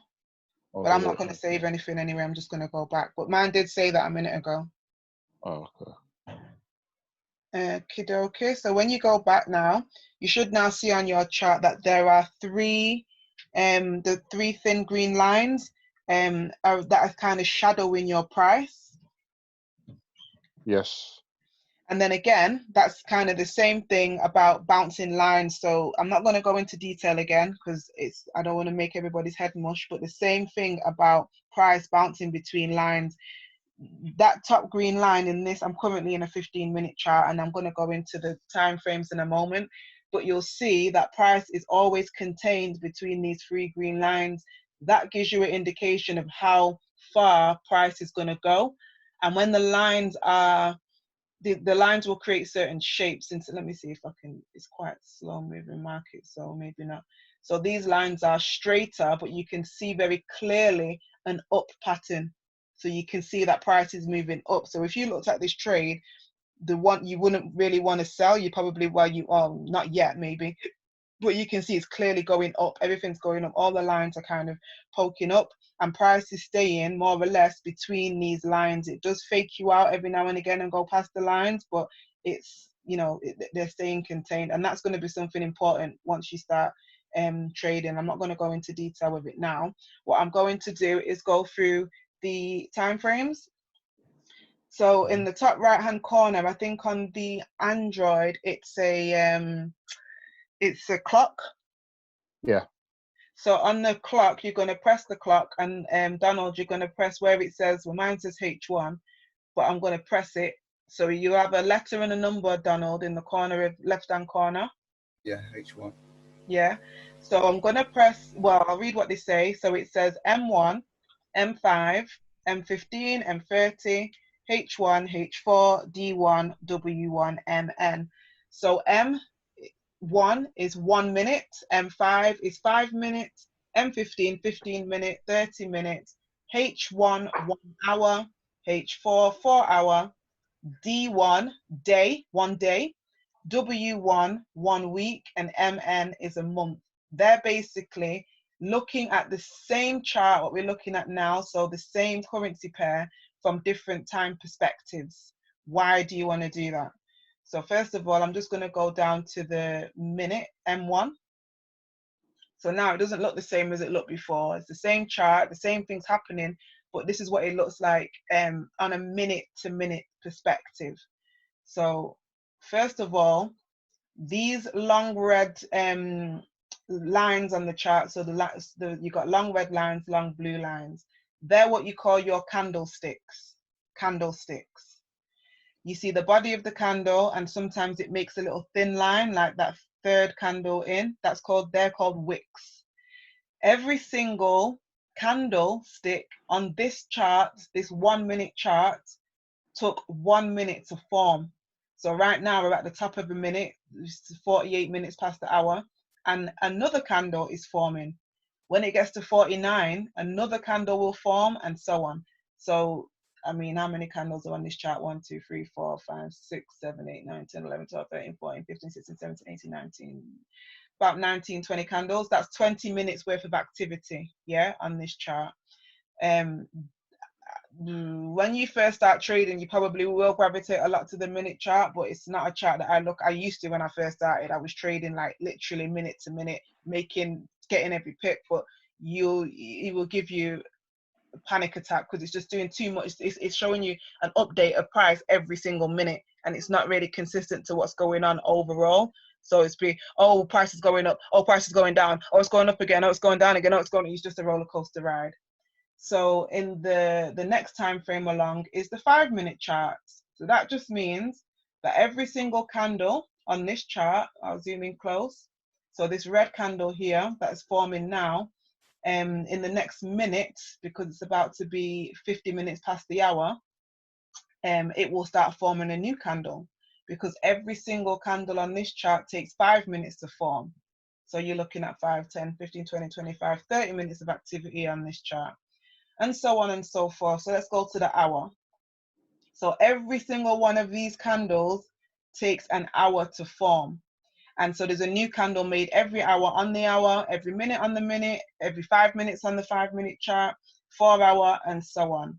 So this is basically your, depending on what your trading style is. So when you asked me Lawrence before, what's the difference, right, from trading on all these different time frames?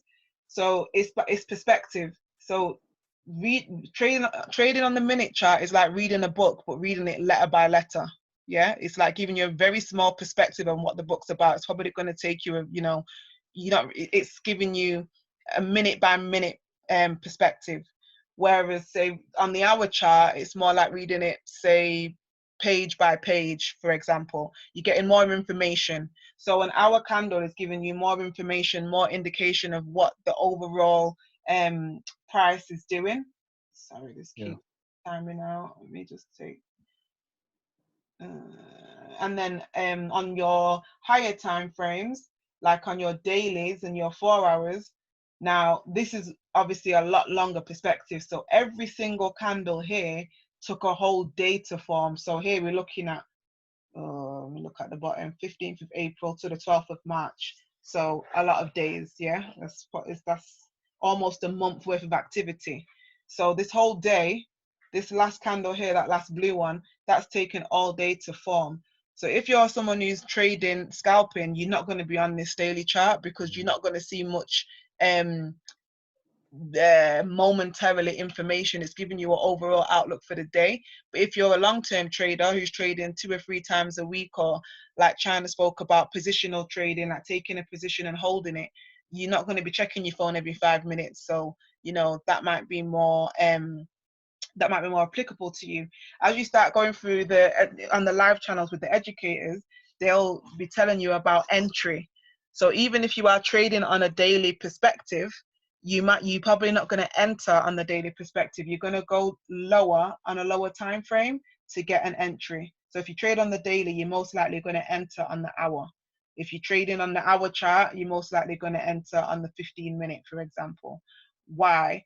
You just want to see what price is doing more accurately to the time frame that you're trading in, if that makes sense. So might not make a great. Go on. Sorry to interject. I'll just notice on my chart, I've got like a blue line. So like you've got the pairs, and then you've got the sell buy. I've got a third line which is relative it's got strength index. Yes. So I take that out. I don't like it. So when you go to the F thing, you can just swipe it. That's just basically, I don't like it. It's just telling you it's the same kind of thing what it's doing, but you don't really need it. So if you want to add or take anything away, when you go to that F function, it's not on mine, but where you see it, you'd slide it to the right. I think maybe on yours it's a bin. I think it might be. You click it and hold it until a bin pops up, maybe, and then press delete. Oh, that's the relative strength index, yeah. So delete that. And that white line as well, I haven't got that one. So this is the Ichimoku cloud I've got on mine. I don't want to put this on you guys' phones yet because I don't want to put too many things on there that clouds your view. So this is a indicator that I trade off a lot because of one of the educators that I still follow her, but I love the cloud, but it is quite busy.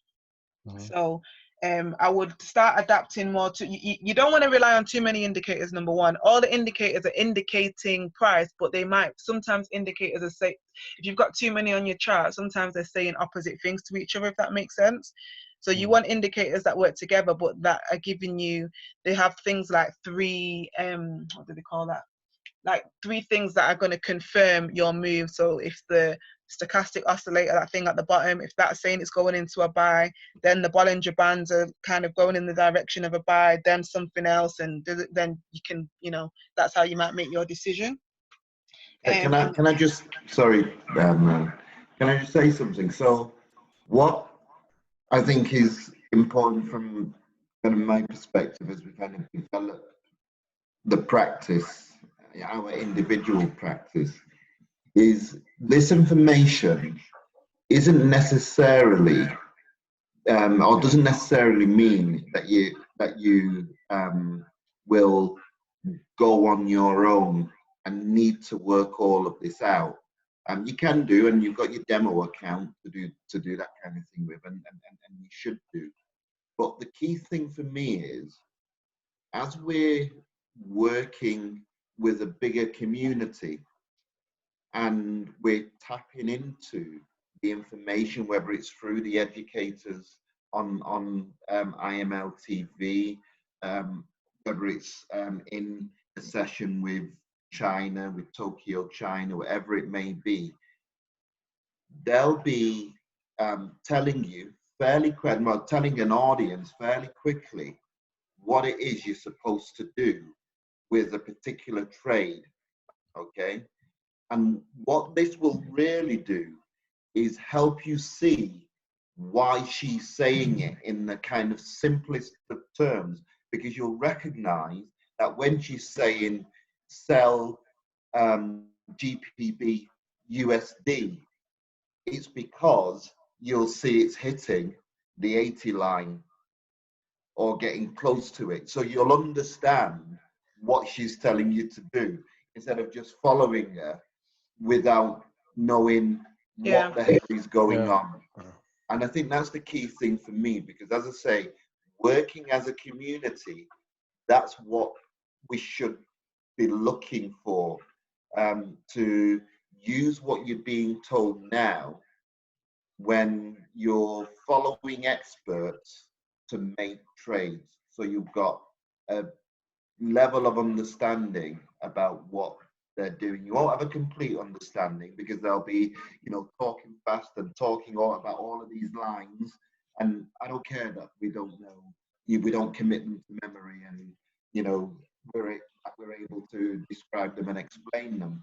But like I say, that basic philosophy, that basic understanding will be just about good enough to make you press a button and know why you're pressing it when someone is saying press the button.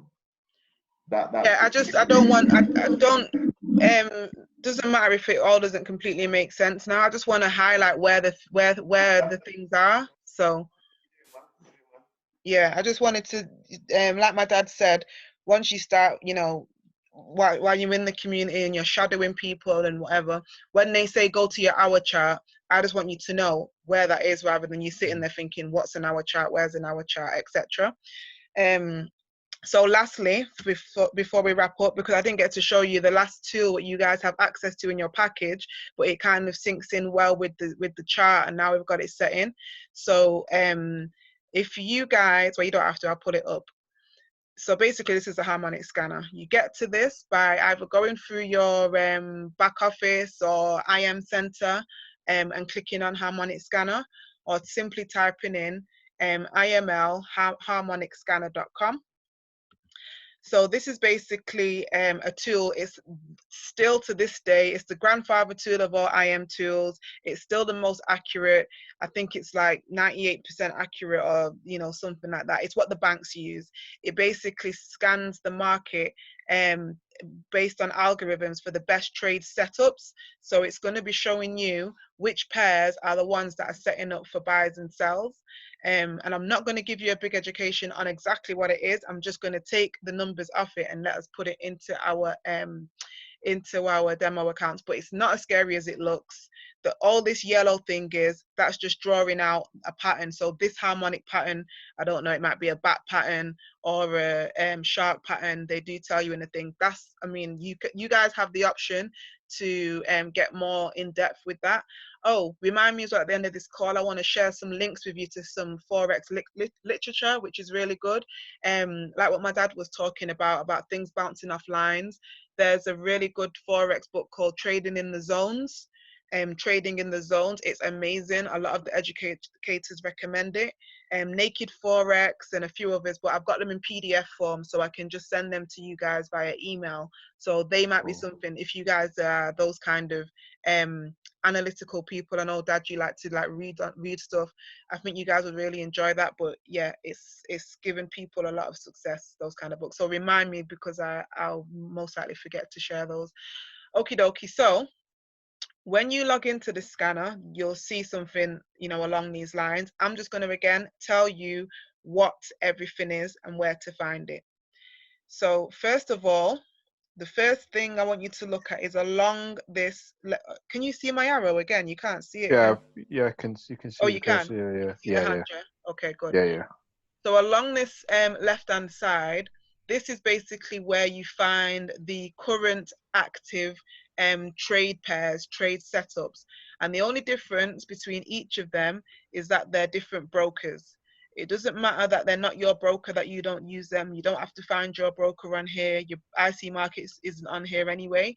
So that doesn't matter. They're just what different brokers information they're sending to the scanner. Most of them will be pretty much similar to identical. So let's just start at the top. Hot Forex.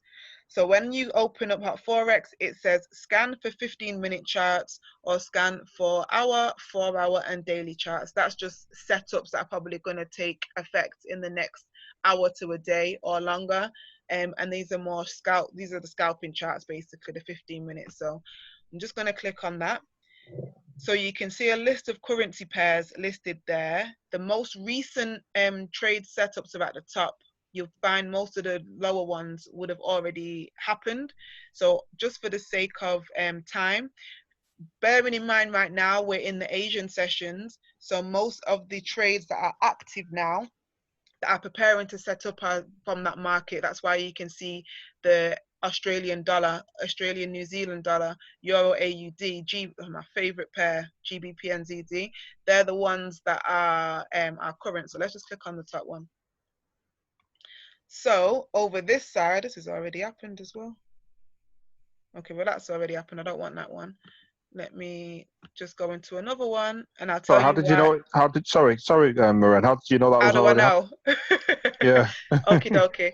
So the reason why I know that it's already happened. Let me zoom in. How do I move this away? How do I move this screen away so I can get into my? Oh, it's so fiddly. This. I want to zoom in here. 1 second. I'm just going to refresh it because I want my magnifying glass. So I'll just use this one because this one's already happened as well. So let me zoom in, magnifying glass. Oops, did it zoom? No, it didn't. Okay, so you see here where it says D. Yeah. At the tip of the yellow what do you call it, diagram. Yeah. This is the entry point. So D on all of the harmonic patterns is the point where you're going to enter. So if this was a fresh pattern, then there wouldn't be any information after the entry. It would be only these blue red candles, maybe this candle under the D forming. So once it started to create candlesticks after that, it's already started to make its move. We're late, we missed the bus. So what you're looking for is a chart where the candlesticks are up to there's no candlesticks after the D. Yeah, that makes sense. Okay. Yeah. So it's already hit TP2 at this point, and I'll show you about these TP lines. So this line here is an area that's the first take profit, the second take profit, and the third take profit. How do we know that? Because it says TP1 and has a price, TP2 has a price, TP3, and it's already hit the first line and the second line, and it's on the way to even possibly hitting TP3. So it's over. We've missed it. I wouldn't recommend getting in trades after it's basically penetrated what we're calling the entry line, and I'll just zoom in. So the same on parallel with D, if you go all the way over to here, you'll see, oh Jesus, why has it gone so far away, Lord? It says entry there, but for some reason it's really close together. Let me zoom out. Okay, so basically here, entry, this green line here is the area where you want price, you want your candlestick to penetrate that area to say, okay, yeah, this is a good trade, I'm ready to get in, but you don't want it to have already gone past it. So let's find a new one. Did that make sense, Donald? Yeah, it did actually. Let's see. So, in essence, what this is doing is what an expert would tell you to do, and that's why the harmonic scanner is so valuable to you, because literally, you can wake up in the morning, look through the pairs, see where you are in the diagram. So, have we reached the D, or are we close to reaching the D on anything that we see in all of the pairings that we're going to click through? If we're just about to reach the D, then you stay there, and what Maren will tell you is the numbers on the right will be effectively the numbers that it tells you to put into your trade. And it's all you have to do. You just copy what's on the right hand side of the page, and you'll pick your stop loss point, which it tells you. It will give you the stop loss point. So how much you're going to risk, okay? And it will give you whatever profit you want to aim for. So that's the TP, the take profit figure. You can go for a modest one, TP1, or a middle one, TP2, or a high one, TP3. So it's more likely to hit 1 than it is to hit 3. So you're kind of just deciding how much, how to what extent you want to. I don't like using the word gamble on this system because it's not a gambling system, but I'll use how much you're willing to risk. It's your risk tolerance. Yeah, that's right. That's right.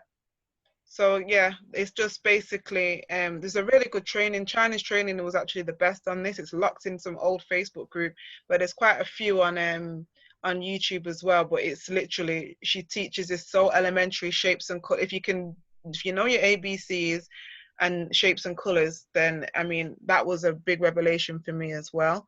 But in simple terms, I don't want to teach on this, but if your TP numbers, so here you see TP1, here you see TP2, if they're below your entry, so entry at the top, TP1, TP2, and so on are below, that means it's a sell trade. So it's not going to tell you a buy or a sell. You work that out by looking at where your take profit 1 and 2 and 3 are in relation to the entry. So when it's below, all these blue things here, when they're below, it's a sell. If they were above this, if I can find one that's above this, it would mean it's a buy. And we used to say if the blue is in the sky, it's a buy. It's a bit of song. So yeah, so here, even though it's hard to see, so here the entry, so the D was here where it told you to enter, and then that's the entry. Above the entry is TP1, TP2, and TP3, meaning it's a buy. Basically, if your entry's at the bottom and the TP2s are at the top, you want the price, the candles, the market to move up. Up is buy, bull, buy, and long. You'll hear those kind of terminologies. I think they spoke about them in the what you call it, the academy. So if it's below, like it just was, it's a sell. It's short. It's bearish. It's going down. You want if the thing was up here and the things are down there, you want everything to move down to hit them. Again, with the risk tolerance, you can even see from this chart. It's always the most likely. Whoa, price went straight to TP3 on this one. That was a good trade. Whoever took that was quick money, boy. 1, 2, 3 candles. What chart is this? 15-minute as well. This hit the third, just about wicked it in an hour. So it only took 4 candles to get there. So basically here, D was the entry point. So there was all of this information wasn't there. None of that was there at the point when this was new. So you entered, you put in TP1. Within 15 minutes, look, that candle penetrated TP2, never mind. Oh, this ain't right. This ain't even right. I don't think it's in the right place. Because it's the entry thing is already on the TP1 line. That doesn't even make sense. But just for teaching sake, as soon as it crossed that line, if you put in that number there, that TP2 number, then you would have profited and your trade would have closed out in that amount of profit. If you would have put this number here, when it crossed that line, same thing. So again, I didn't want to go in too deep. I'm already getting deep. So I just want to find the active trade. But the scanner recently, to be honest, guys, has been messing up. I think it needs some updates. And right now, I don't see any new patterns. So let me refresh it one more time. I might even log out and log back into it. But it has been acting up. Now, there's not really any, I just like to use Traders Way quite a lot to look for things. So I've already seen this pattern. It's already started. Where's the one I just saw? The Euro NZD. It's the Euro AUD. No, that's done. Because I want us to put one of these in.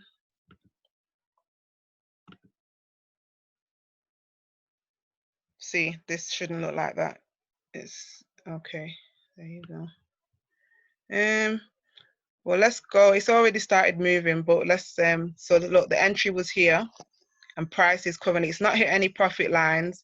So we're just going to enter. What you could do, if this was my real life, I wouldn't market execute this trade. I would enter it as a pending order if price came back up to the entry line, just so I can get the full money from there to there, just in case, because it's likely it's going to pull back. You can see it's been keep going up and down.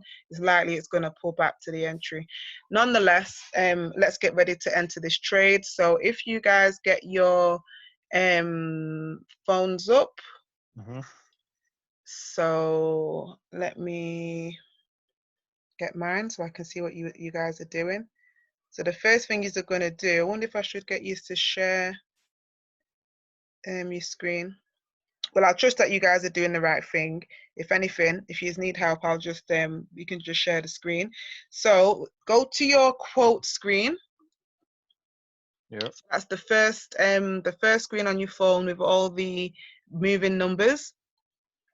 And you want to find Euro NZD. Why? So let me show you on the scanner where you can see what pair this is. So on the scanner, you can see here at the top where I'm moving the arrow. In this box, it says Hugo's Way, that's the broker. Then it says Euro NZD. And then it also gives you the time frame of the chart that this is it's taking this from. So your 1 hour chart should look exactly like this right now, minus that yellow pattern. So we're going to go on your quote screen to find Euro NZD by clicking on the plus, typing in the search EUR, and then you can probably put N and it will give you a few options.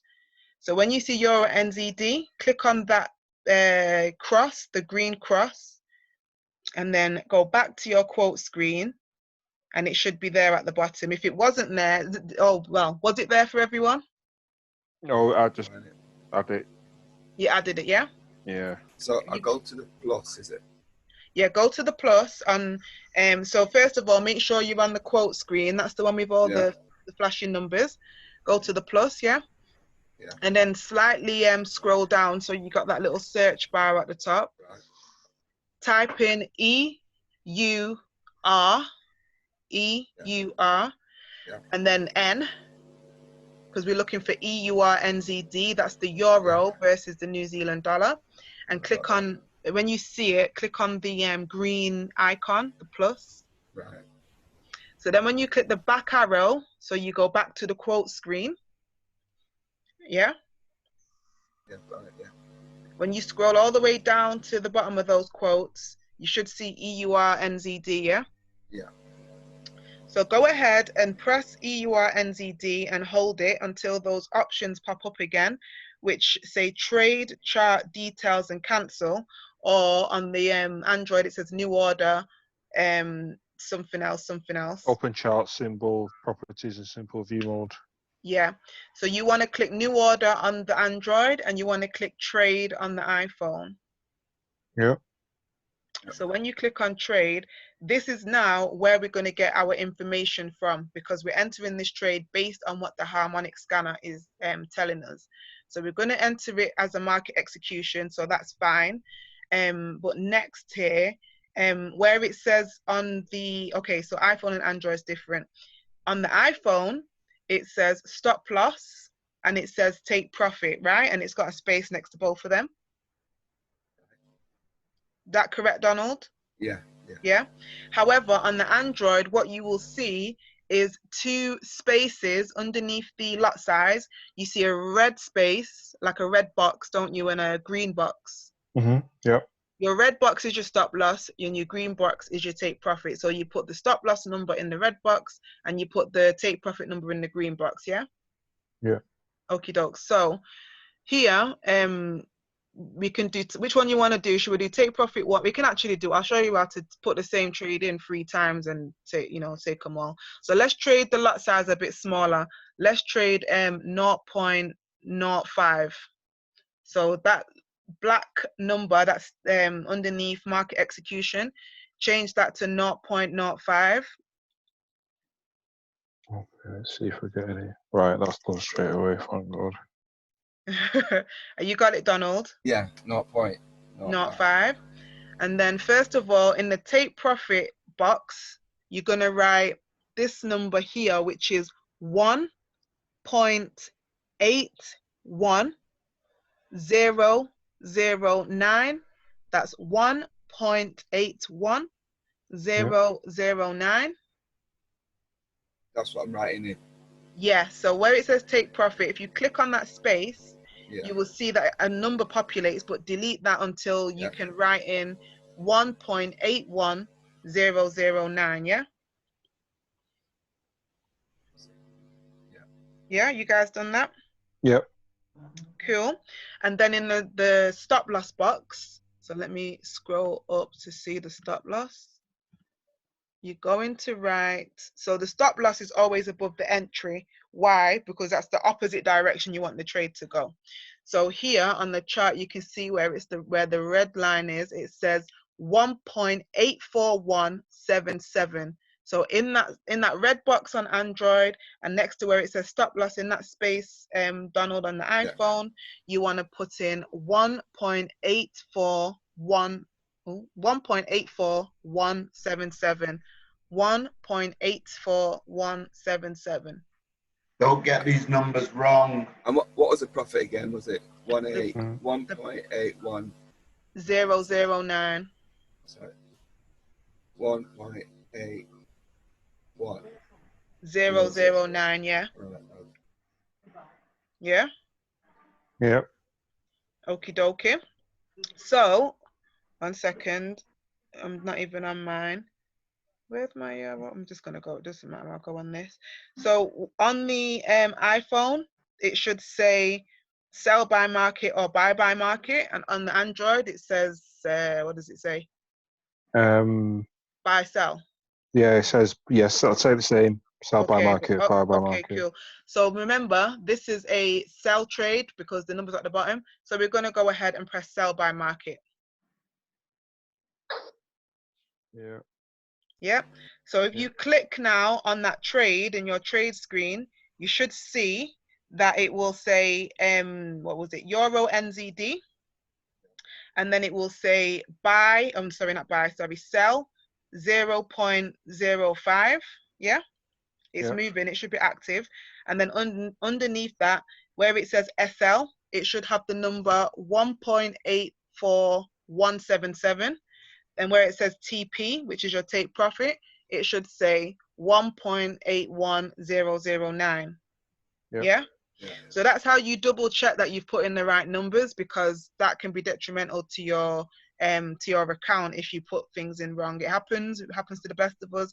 But if you ever wanted to change that, I'm going to also show you how to modify the trade, because you can't change your position once you're in. When you're in, you're in. So right now we're market executed, we're in. So we can't move the place we came in unless we just come out.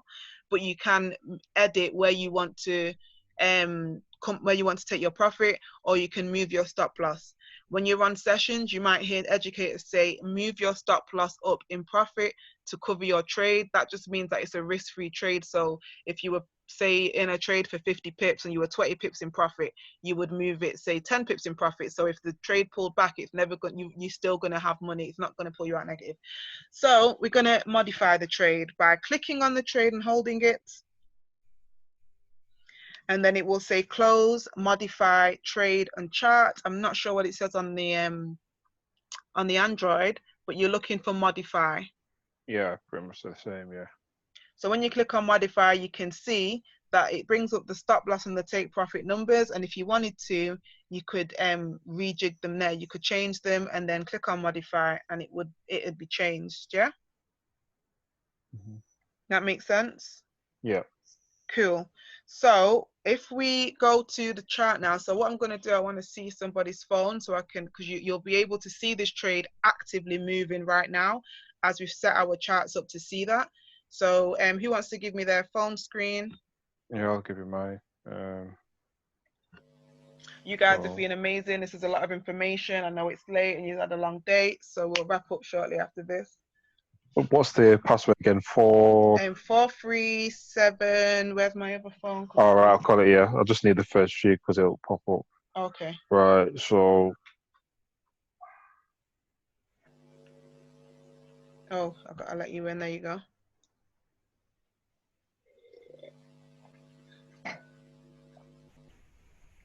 Okay, yeah, there you go. Right, so we go to the MT4. So what we're going to do is go to the chart. Oh, it has to be this chart. So that's not the chart for this currency.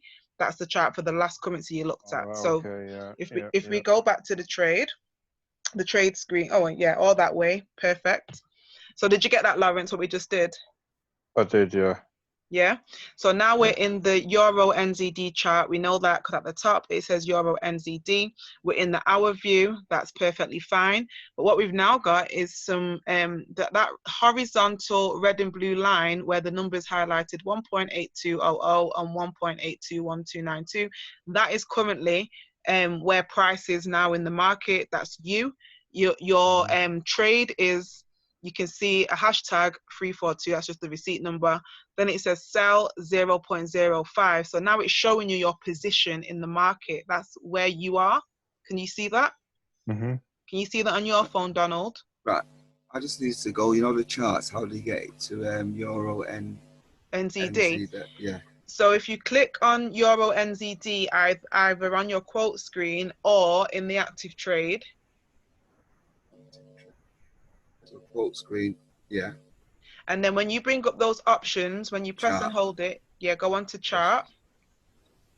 Right, I got you now, yeah. So you can see it now, yeah? Yeah. So what you should be able to see on that chart, the same as like what's on Lawrence's, is that where it says sell 0.05 and it's like a green perforated line, that's you. That's your position. That's where we just entered the market, yeah?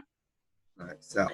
Yeah, so basically where it says TP below that and it's a red perforated line, that's where you're leaving the market. That's where you've set it to take your profit, yeah? So right, once TP, once those two lines at the side that are moving quite slowly right now, but where it says 1.81943 and 1.82132 in the red and the blue? Yeah. Yeah.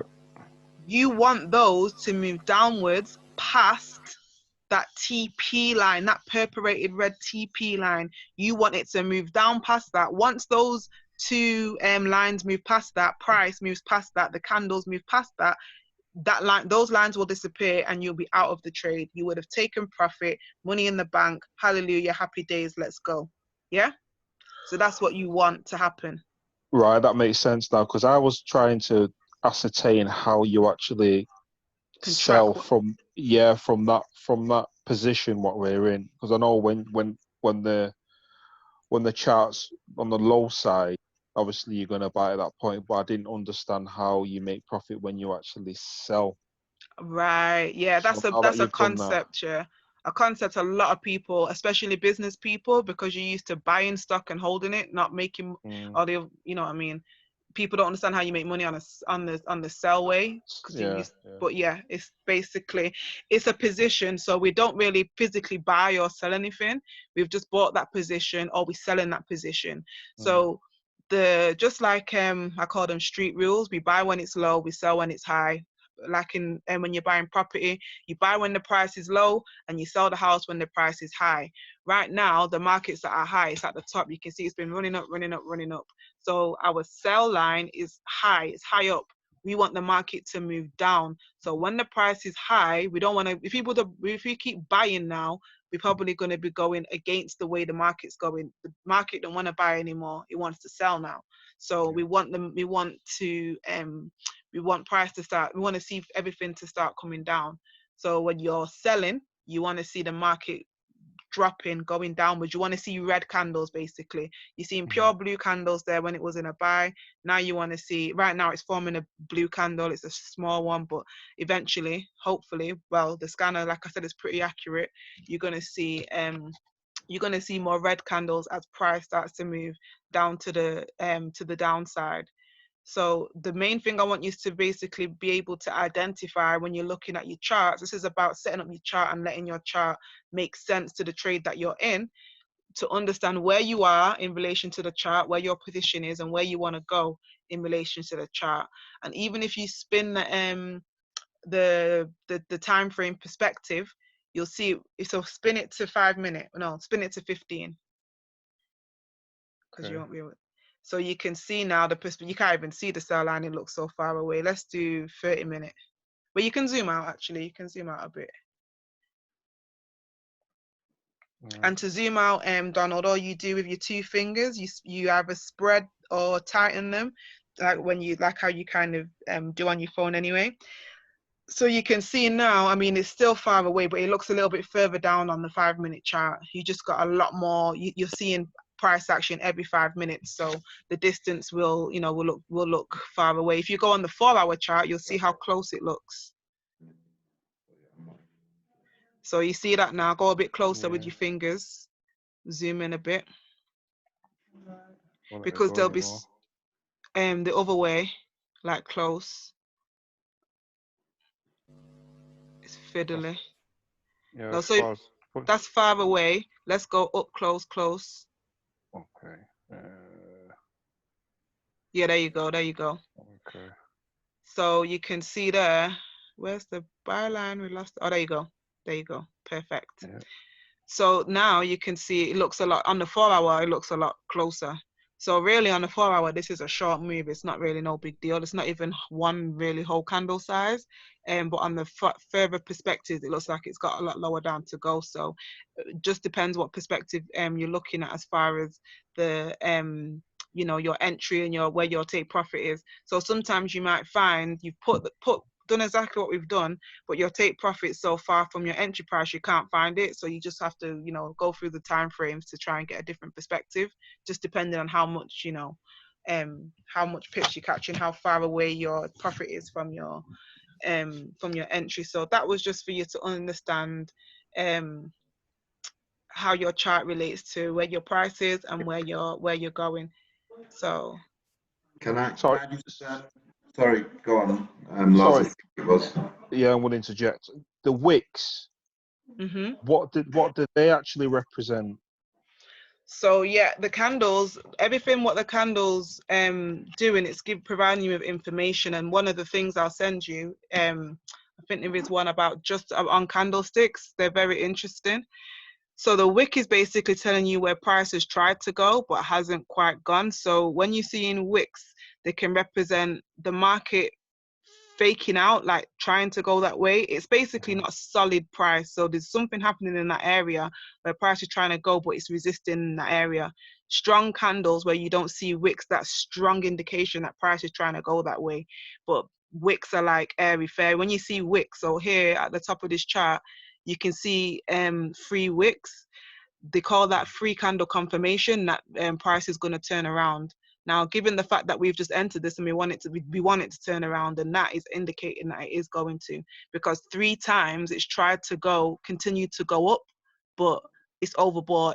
It's slightly ran out of steam. Every time it's gone to the top. So at one point that candle was full, but then it was resisting from the area. It fell down. Another candle tried it, resisting, fell down. That's one. Then wicks formed.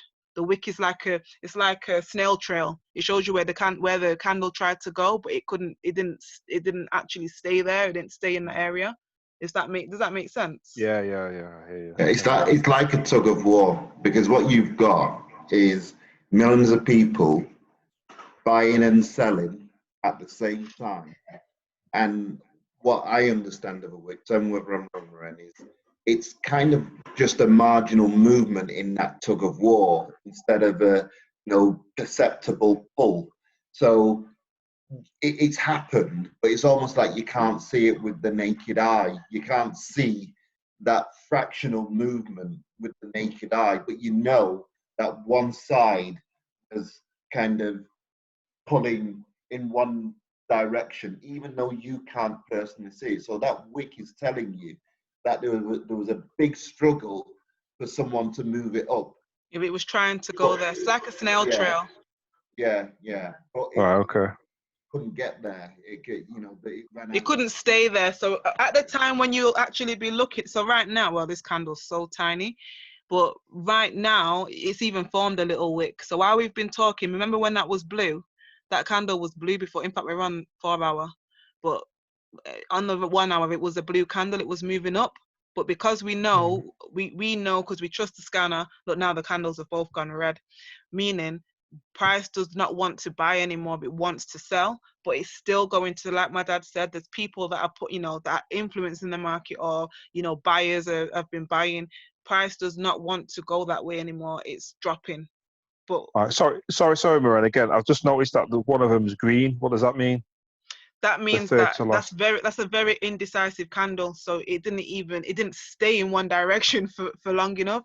So as it tried to go, if it tried to go up, it pushed down. If it tried to go down, it pushed up. So when you would have been watching that candle, it would have kind of just been bouncing, back and forth in both directions. It didn't fill, and none of the candle got filled. It's like a naked. It's a whole wick. But you'll see if you go to the 15-minute, you'll see 1, 2, 3. Let's see if we can. So 1, 2. So basically, in essence, you see this blue one, the blue one with the long wick? Yep. That's probably when that happened. So it was probably trying to push up, trying to push down rather, but then the price ran back up to the top. But then something happened in the next 15 minutes where it actually started to run down. It's just a lot of indecision. You see there's wicks everywhere on this chart. So it meant price has been just bouncing around a lot, bouncing up, bouncing down, not kind of sticking to one area. Very volatile, isn't it? There was no strong decision, basically, is what that means. But we've got on this, even if you look at all them lines that we've just drawn on the chart, everything's pointing down on this 15-minute chart. And you'll hear educators saying that, what's it doing on the 15-minute? What's it doing on the lower time frames? Because moves will start to take place on the lower time frames first. And another strong confirmation of the price, of where price is going, is when all the time frames start to align. So when your 5-minute, your 15-minute, your 1 hour, when they're all kind of pointing down, okay, we're ready to go down now, and vice versa. It's not always going to happen, but you want as much confirmation as possible to make your decision. But all the lines are also starting to curve down. Them Bollinger Bands, they're pointing down now. So price is trying to go downwards. And again, the price is contained. So when it got up to the Bollinger Band at the top, them candles right at the top, it more or less bounced off that. And it's now probably going to go to where that the low Bollinger Band is that you can't quite see on the screen for the next, in the next 15 minutes, basically.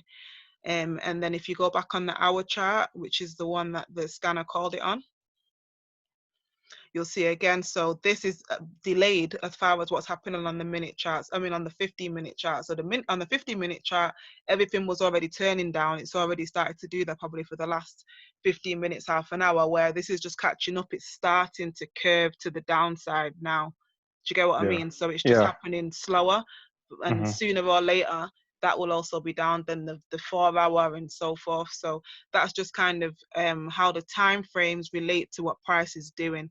So that's why people who trade on higher time frames are more longer term traders, and they're normally more relaxed traders. Obviously, they've normally got bigger accounts because they can withstand what price is doing every 15 minutes, every 5 minutes a minute, all the bouncing. They've got a strong position, a strong confidence in that, okay, like what Chyna was saying, I've made my decision, I want it to go down, I don't need to check it every whatever. They probably might check it every few hours. And so they'll see the development of that trade on those higher time frame charts. They'll feel confident that price is still gradually moving in the way they want to go in it. If you look on a 15-minute chart in every hour, it's probably going to be up. It's not going to necessarily be as consistently going in one direction, because price is always moving up and down. You get what I mean? And it could be, dare I say, quite deceptive if you're looking at every 15 minutes, because although it's volatile, if you're looking for the long haul, you can say, all right, you know, I can weather this, even though it looks like it's going down. If you kind of take a step back, it's not necessarily a bad thing, because you know that in time there'll be a point in time where it will eventually climb back up. Yeah, so that's why I was saying that with the 1 minute chart, anyone who trades on a 1 minute chart, really and truly, I mean, I've been there when I first got in. That's just you're just gonna be schizophrenic, because price is gonna be giving you so much information every single minute. So 1 minute's going up, next minute literally it's going down, and it's moving fast. If you go on the 1 minute chart, you'll see how, I mean, price is pretty slow now, but it's still going to give you some more erratic movement than now. So if you go on that 1 minute chart, you'll see the perspective is, look, I mean, it's slow now still as well, but look how big those moves are. That if you, when this minute started, look how far up price has dropped. So you think, oh, it's really going down, but it's not hardly moved. It's not hardly moved at all. But it's in a buy position, wasn't it?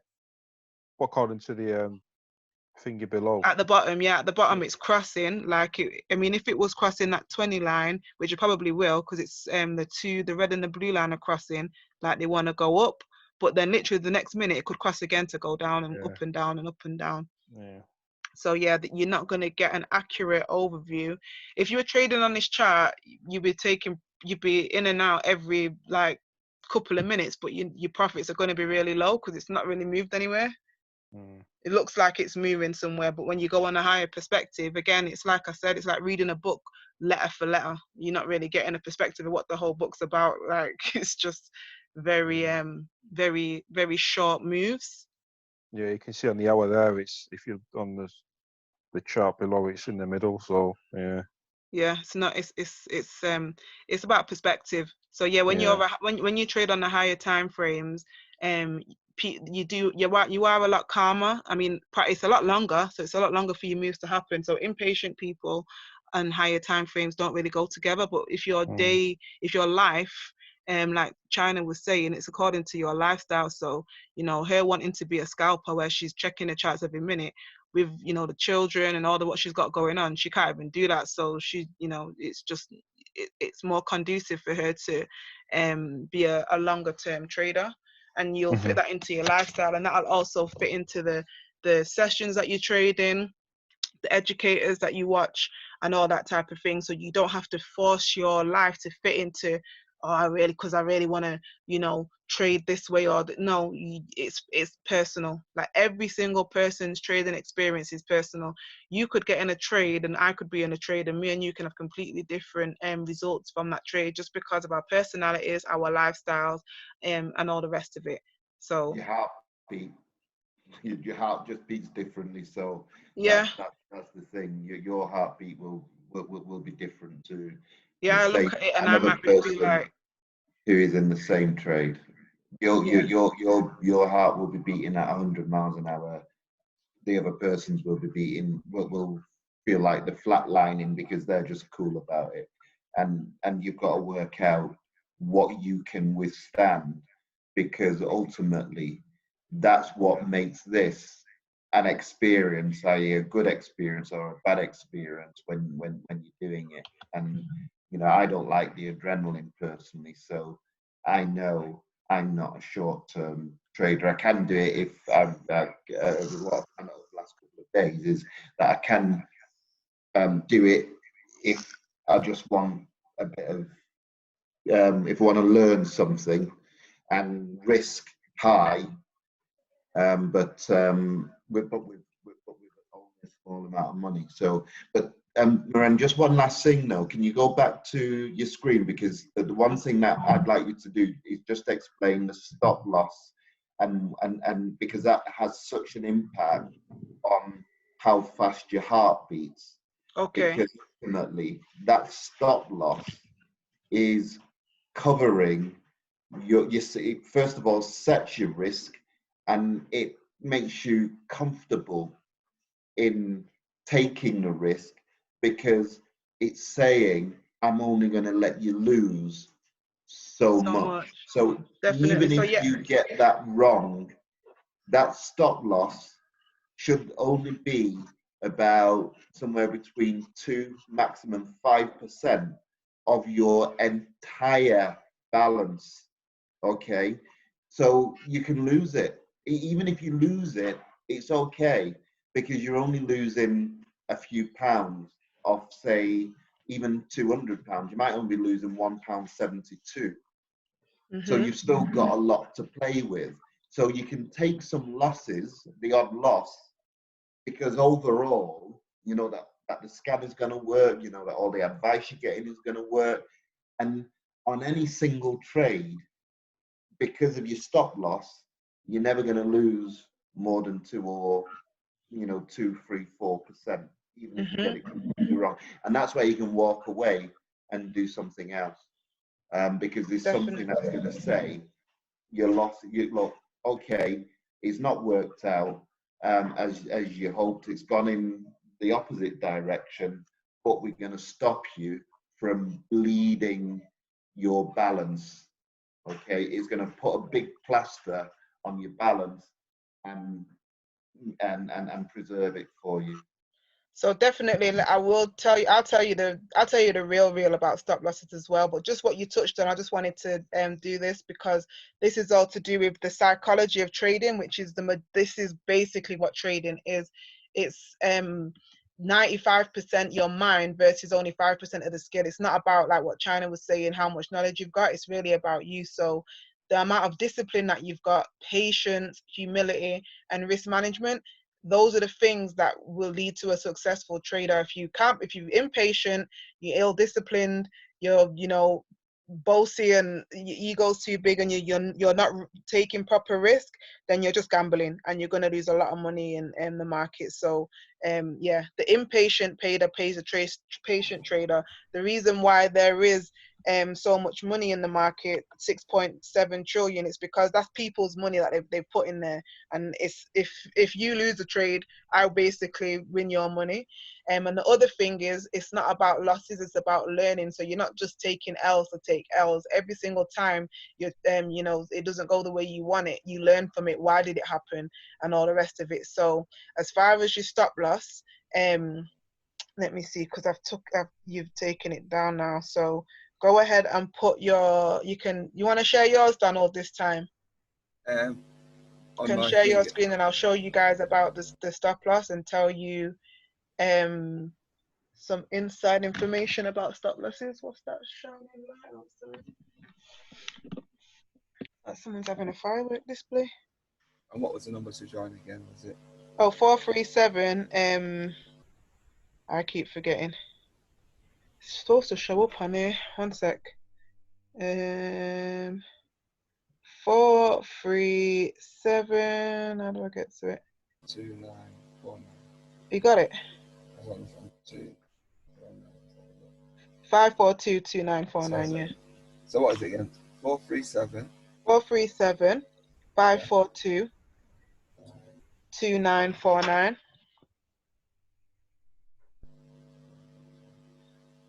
So yeah, your stop loss is basically how much, just like you take profits, how much profit you want to take.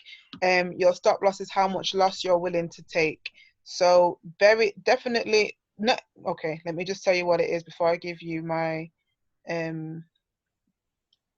insight. So go ahead and press share screen. We didn't actually see the stop loss on the thing. It must be way high up. Because on your one we couldn't. We could see the take profit and the thing, but and the entry. So we'll have a look at where they've put the stop loss. Perfect. So what we're gonna do is we're gonna zoom out with your fingers. So do you put your fingers close together or far apart? Yeah, like that. So we're trying to see above the sell 0.005. So see if you can zoom out a bit more. We might have to go on a higher time frame to see it because it seems to be quite far above. Let's go on the 4-hour time frame.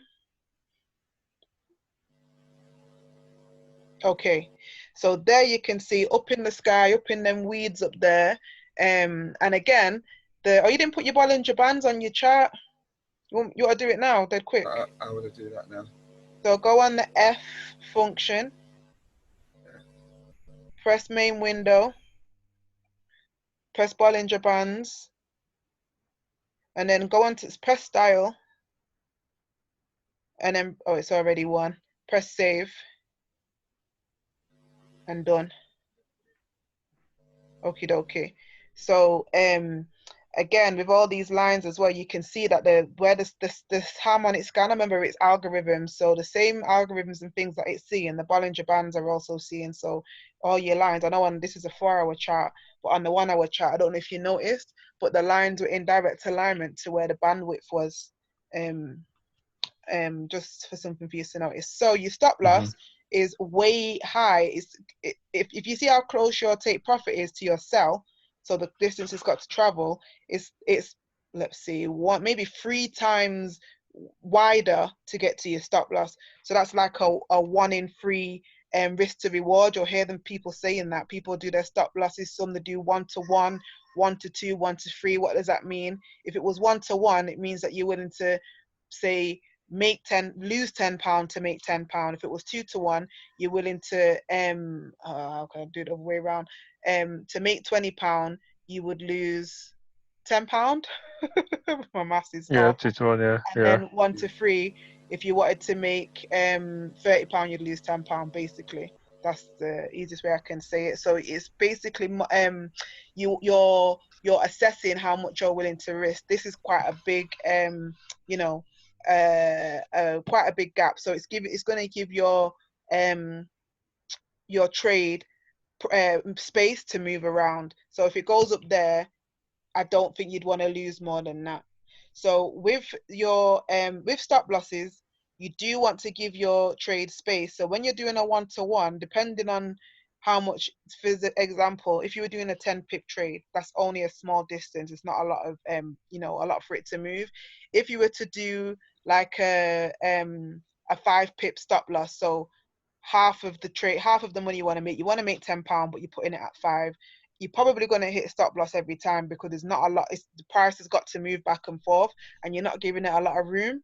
So on lower, shorter distant trades, you probably have you can see it one or two ways. Some people think it's stupid that you would risk £80, for example, to make £10. But on short space trades, if you put it close, it's probably going to hit it, and then you're going to be frustrated, because all you're going to see is pure, every single time you check your phone, it's hit stop loss, it's hit stop loss, it's hit stop loss. Okay, it was the amount you was willing to lose, but you didn't really come in this just to be losing every single trade. So this is trades got a little bit more give. It's more than like a 10 pip trade or whatever, so it's got a stop loss quite wide out. So it means that price can move into negative all in the middle here, but when it hits that SL line, when it goes past there, the whole trade will be closed out. It will close you out the trade in whatever loss that is, depending on how much your lot size was. I'm just going to be real with you. So your brokers know everything, and the market, never mind the broker, the market is aware. Number one, it's aware how people learn, it's aware what people do. This is going to be your territory now, Luz. And Miles, that conspiracy guy, he talks about all this stuff, it's facts anyway. So they are aware how you learn, that you learn off support and resistance, so they know where you're going to be putting your profits, and they know where you're going to be putting your stop losses. Yeah, facts, because everybody's kind of learning that same way. This is why psychology is important, and thinking like market makers more, rather than just you have to think like them. So it will test you. It will definitely test you. There's certain times of day where the market will hunt you stop loss as well. So they want to see how far, if people who's really, really, really willing to get this bag basically. And it's like magnets. You will see in the market, just like it bounces off them support and resistant lines, it bounces off take profit and stop loss lines, and it will go for you stop loss first before you take profit a lot of the time. So you will hear some people saying they don't really use stop losses. Can be a very dangerous and high risk game, because then are you checking your phone to see where you're willing to go to or whatnot. So with your stop loss, it's important because you want to contain the trade at the same time, but it depends how much you have to make that decision. It's not, you have to make the decision of where you're going to put it and for what reason. So this is why it is helpful finding your niche and then finding somebody who trades the way you like. So Dr. K, when she trades indices, so they're the US 30s, those really volatile pairs that, boy, with no stop loss, you just might lose your house. So she will do a trailing stop. She says indices, a 200 pip trailing stop. So that's something that you can set your computer up to do. As the trade moves, the stop loss is trailing the trade 200 pips behind it. Do you get what I mean? So it keeps, as it moves up, it's getting closer, closer, closer. And on Forex pairs, I think she does, is it a 30 pip trailing stop, or she basically moves the stop loss into profit. So if this was a bigger trade, because it's not really that much of a bigger distance, when it became into profit, you could move your stop loss from all the way up there to past in between the sell 005 and in between the TP line. What that means is that if it was to hit it, you'd still close out in profit. But there's not really a big gap there, so I wouldn't really be moving. I mean, you could do, but it depends. But does that make sense? Yeah. So in other words, I think what you're alluding to is that it can be manipulated to some degree. Oh yeah, the whole market's manipulated. Yeah. The whole market's completely manipulated. We're retail traders, so we're at the bottom of the food chain. We're not banks. We're not trading with billions and whatever. So our accounts are the easiest ones to get licked down first. Basically, I don't want to paint this negative picture, because it's not a negative picture. It's a very positive space to be in, a great seat at the table, and all the rest of it. But what you'll find and this is only through practicing, so I'm giving you a bit of insight, but it doesn't really mean anything until you kind of start to trade and see for yourself. But the closer you put your stop loss to your entry point, it's the more likely it's going, just the same way with how close your TP is.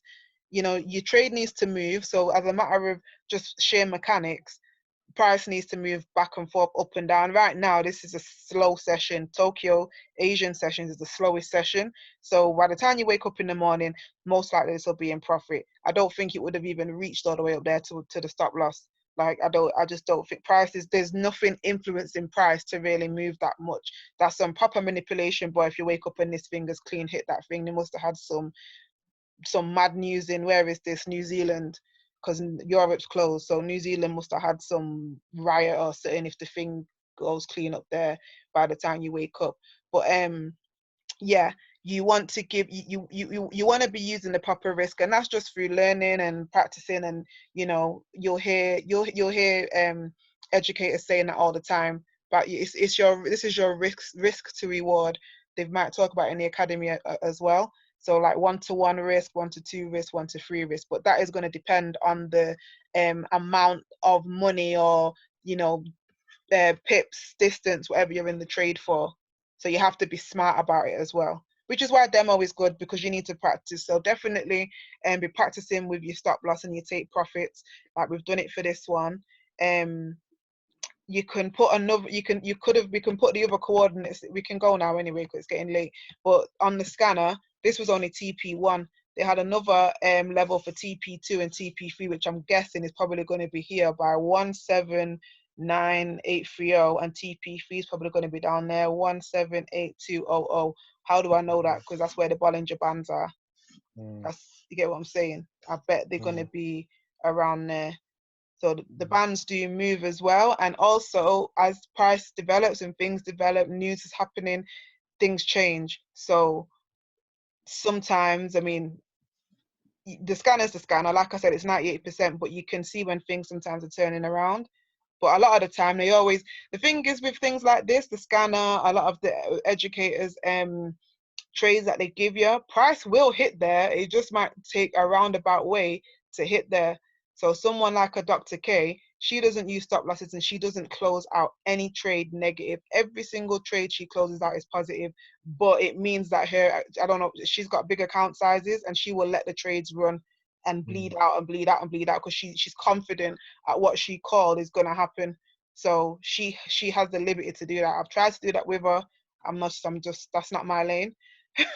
So yeah, it's they always will hit the places they say they will hit, but just maybe not when you thought it would happen. So this is an hour chart. We got it on an hour time frame. So it should take a couple of hours, not 1 hour, like a couple of hours. If it's the next day and it's still not hit it, then it's most likely not going to hit it for now. You probably would have hit stop loss by then anyway.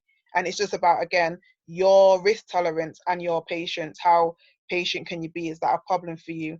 So like Chyna said, some trades you can be in for a month's time or whatever, but it has to also make sense. If this was a £10, if the reward was £10, are you going to sit in a trade for 3 months to wait for a £10 profit and let it go to negative £1,000? I mean, no, it's just, it don't make sense. Sorry, Maren, just one more question. I know it's very, very late. Yeah, I mean, I'm good. I can stay on there all night. It's just you guys. I know you work and stuff. Yeah, I just wanted to ask this question in terms of the in terms of measuring how many pips, because I know that there's a tool that you can measure it. Can you do that on this particular platform? So you on your phone? No, you mean the Fibonacci fibs? Is it with the one with the icon with it's like the ruler? It's got loads of lines. Yeah, and it tells you how many pips. Oh, you can do it on the scanner. So let me stop your share. You can do it on the scanner actually. Let me make this a bit bigger. So you'd have to on your phone you have to count them. I don't think there's is this the thing, long position? Is it this? I think is it this? No, it's not that. Might just be this, the ruler, I think. So from here, the green line to, let's say, yeah, this is it. Oh, it's not moving right how I want it to move. Why is it moving the whole screen? Oh, there you go, it is moving. So here, so I can't even see the numbers. Wait, minus 255 it says. Yeah, but that don't sound. Yeah, that don't sound right. Well, hold on. No. You should have left it because you can just do the maths from the right hand side, can't you? So, gosh, those numbers. No, that don't sound right though. That's not. This is the tool that I see people using because I just count my pips manually, but I do see people doing this. Wait, it might not be the right ruler. What's all this? No, it does look like that, but that don't sound right. I literally count. No. I've got it right. So no, yeah, it says minus 2555. 182. Oh no, that is wrong, isn't it? That's a lot of pip. That's ridiculous. Yeah. So there's a very easy way to count pips. It's these two. I mean, that's a whole it's just session. maths between the two numbers, isn't it? Yeah, so I can't even see the number there. So the entry is 1.83514. So the only number you pay attention to, you forget about the last number, that's a pipette. The two numbers before the last number is what you add and take away from. In this case, we're taking away Y because it's a cell. So we want the number we're going to be less than the number we entered at. So 51. And then the TP1 is 00, it's 100, and that was 351. So that is, it's quite a lot of pips. It's 200, less than 200. So what's 351 minus minus 100, 251, 251 pips. Go on, B, you know this. That's it, 250. That's it, 251. Oh, that's all right, okay. Yeah, we didn't enter there though. Where did we enter? What does it say on your phone? Because we entered a bit lower here. Someone can someone can share the screen. You want to share your screen, Dad? I didn't put the trade in. Oh, okay. Sorry, the entry point. Sorry. Yeah, show your screen with me. I'll show you that as well on the trade where you entered and where you exited. Okay. Or do you guys keep knocking your phone off the thing? Yeah. I'll just put myself back on again. Okie dokes. So I do have a really good I wonder if I could just send you the thing.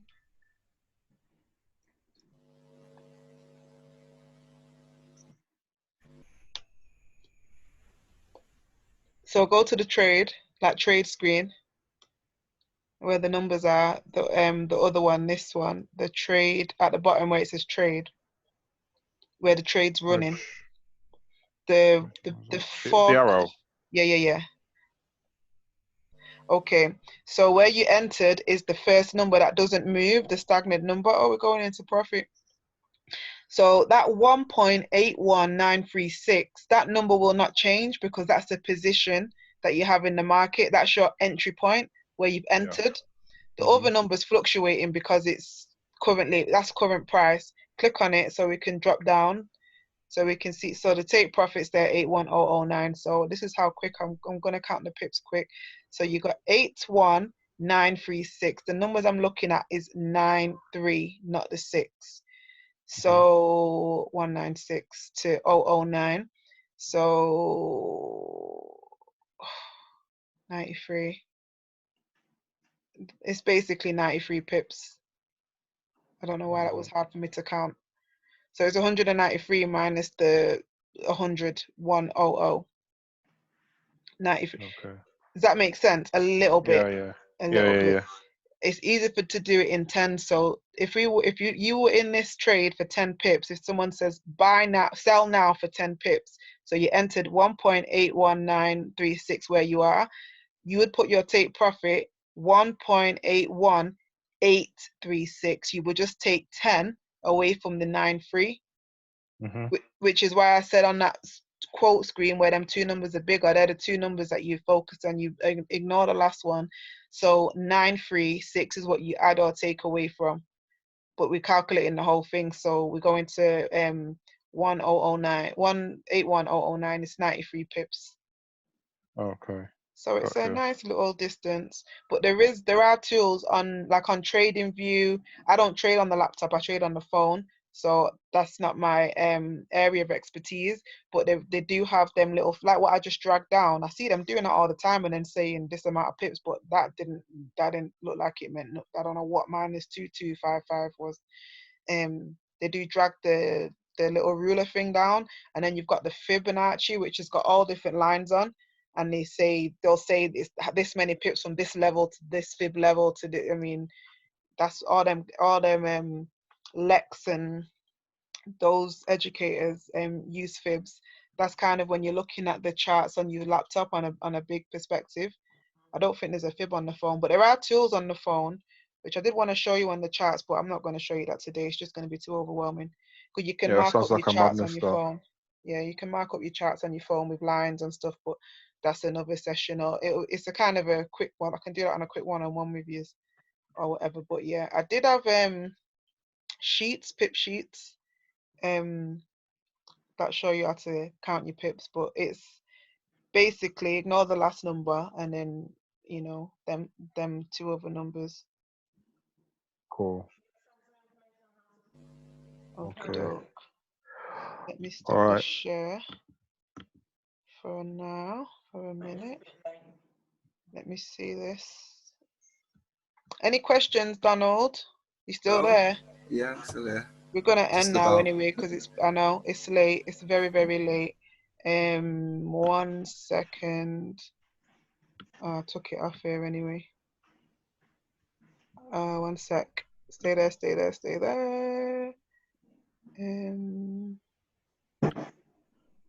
Where is it? November. Here it is. So just so you can see it. Let me share what I'm showing you. Where's the Zoom gone? Zoom. Do you want to stop? Yes. And I want to share this. So this was an old thing to share, to count pips. Oh, sharing to stop. The window was closed. Don't know what happened there. Let me try again. Okay. Okay, so, and so yen pairs are different as well. All of the pairs have like 5 digits after, except the yen. So this is a really easy way to see it. So this is, if you was buying it for 10 pips, yeah? So those are the two numbers that you focus on. You ignore the last number, basic rule. Ignore the last number and then it's the 2 before the last number. This is with Forex pairs. It's different for gold and US 30 and all those, but you focus on those 2 numbers before the last number. Oops, what's happening? So to add 10 pips to this, if you're going to be adding 10 to 45, so 141.457 add 10 pips ends up being 141.557. So then that's the part that you concentrate on. So it's a 45 add 10 equals the 557. Let me see if there's another example for the bigger numbers. So yeah, so like I was saying, yen pairs only have 3 numbers after the decimal point. That's your JPY. Anything that's got JPY in, the numbers are a bit different. But all the other foreign currency pairs have 5 numbers after the decimal point. But the rule's still the same thing. So if you were taking away 10 pips from this number, you're still going to focus on the 2 numbers that are before the last number and subtract, in this case, 10 pips. Because you'll hear a lot of people say sell for 10 pips, buy for 5 pips, or how are you just counting the pips in general. So you focus on those 2 numbers before the last number, and you add or take away depending on if you're in a buy or in a sell. In this case, it was a sell. So the 27 turned into 17. So the full number ended up being 0.76170, basically. So yeah, that's the end of it. That was a different training thing. That's why I got that at the end. Okie dokie, guys. Yeah. We've overanalyzed till we're paralyzed there. No, give thanks for that. That's made it a lot clearer, particularly with the charts on the phone. That makes a lot of sense to me now. Good. Have a little play. I can play with it. So you guys now, you should know how to, from the last 2 days, you should know how to navigate better through your back office, how to basically access the trading tools you have. What trading tools do you have? You've got IML TV, which has also Pip Talk, which is the thing where you can track the educators. You've been able to access the harmonic scanner. What's the harmonic scanner? It's a tool that's reading the whole market so that you can basically put in the numbers, what it says, either in a buy or a sell. So you get your stop loss number, your take profit number, and your entry number. You've got a better idea of a little bit how to read it, but I would still recommend doing some training, and I'll send some links. You guys know how to, I didn't go through the team chat, but I really hope you guys are in there. I sent you the link. It's basically, I don't need to see your phones. Just click on the link and join the chat. You're in the chat. Excuse me, that's it. I sent you guys also that the 10-day access to Tokyo, China. If you guys could be, because Lawrence, I know it's a 10-day thing, but it's unlikely anyone's going to remove you after Friday. So if you're still, are you getting the alerts in the morning? I am, yes, yeah. And they're ringing off quite quickly. So by the time they put it out, within an hour, they're hitting. Don't know if have you been putting them in? No, I haven't been putting them in. Not since. I haven't been doing it at all because I didn't understand it. But now that I didn't do buy stop, sell stop. I don't even want to basically exactly what we did when we put in a trade. Instead of market execution. Yeah, don't do it now. Don't do it now. We'll come back to it. All right. Well, don't I'm not doing it now. I thought I'd just say it. Instead of market execution, you select buy stop and sell stop. Exactly what it says on the thing. Why not? Put them numbers in. Why? Because it's a whole new section. If you're going to say it, then.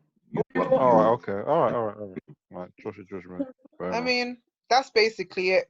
It's the same thing we've just been doing all night, but instead of market execution, there's options there. You drop down that menu and you'll see buy stop, sell stop. That's it. And so you'll have when you enter, instead of saying buy market, it will say buy order or something different. It's exactly the same thing we did. It's just you're not entering the market right there and then.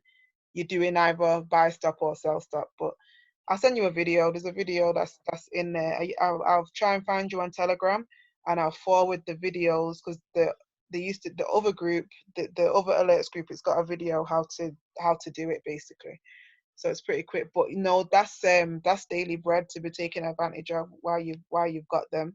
because it's every single day. It's 300 pips. So yeah. Right. What day is it today? Yeah, one will come out in the morning. And so if are they waking you up when they're working? You said you're getting them to your phone, yeah.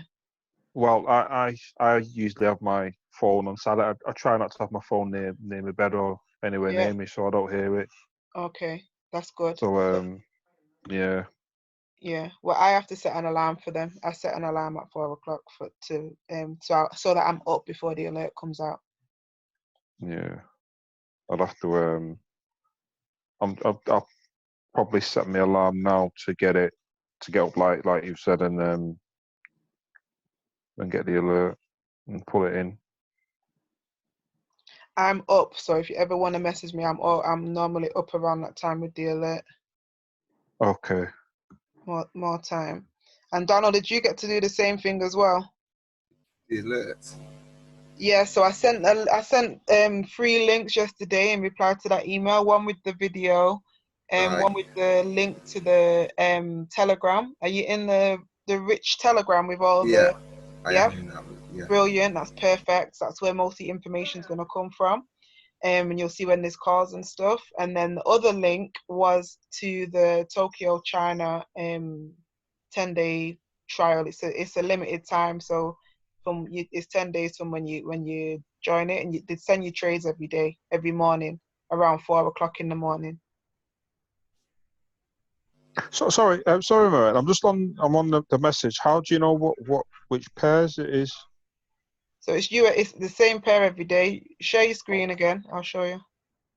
Okay. I keep coming out of it. Is that you or is it this? No, it's me. I keep coming out of it. So on the that I don't know what it's called, Tokyo, China something. Let me put you back in here. Admit. It'll say US 30 Tokyo, China alert or something like that, and then it says buy stop, sell stop. Yeah. So it's the same pair all the time. Yeah, that's it. So ask me the question again. Yeah, I just wanted to ascertain which pair it is. Okay, so it's US 30. So US, where it says Tokyo, China, US 30. Yeah. US 30 is the pair. It's not currency. It is an index. It's a lot more aggressive than normal currency. It moves a lot more quicker and it collects a lot more pips, a lot more higher value trade. So where would they get that from? So the same way how you access, go back to your MT4. So go to your quotes. That trade is just bouncing up and down, boy. And then the same way how you add pairs on the plus. And then you're gonna type in, scroll down, type in US 30. And there it is. Ah, right, okay. Basically, it's the Wall Street. You're basically trading the American economy. I got you. And this is highly addictive. So you just do it. Huh? It's American. It's the top 30 companies in America, so it's the equivalent of the FTSE 100. Yeah, but mums keeps saying it's not. S&P 500 is the top ones, and I thought it was the top fit. It's not. US 30 is the least. It's not like the Amazons and Googles. It's the least companies in America. It's the other one that is the major one. S&P 500. Go to a new order. I'll show you that quick, Claus. Okay.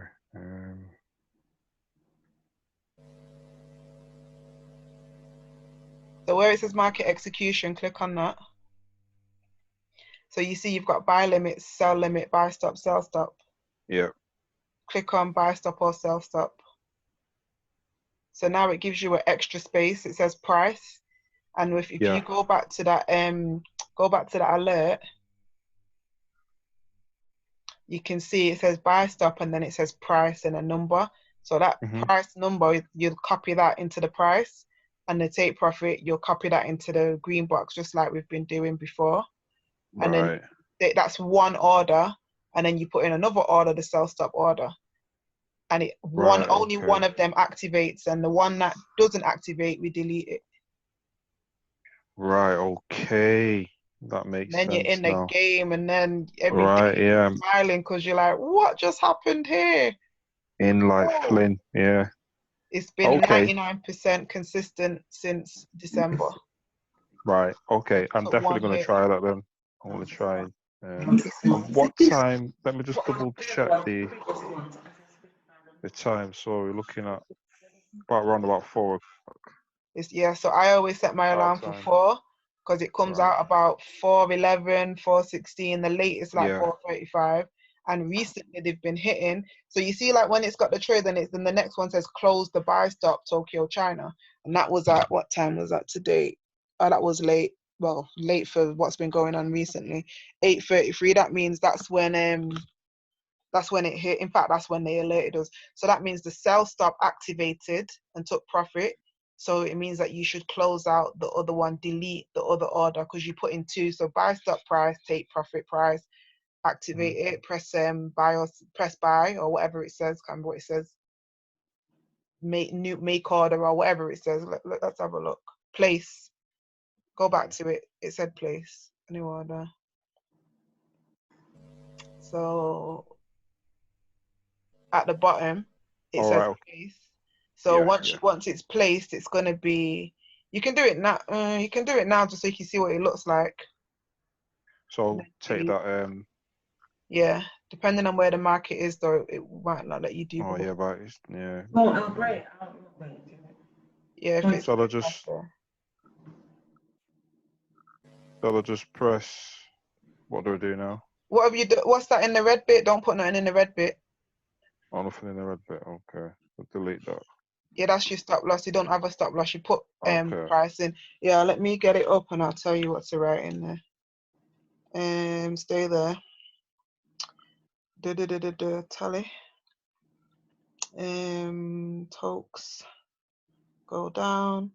So let me just see where the market is. So put in price, right? 24025.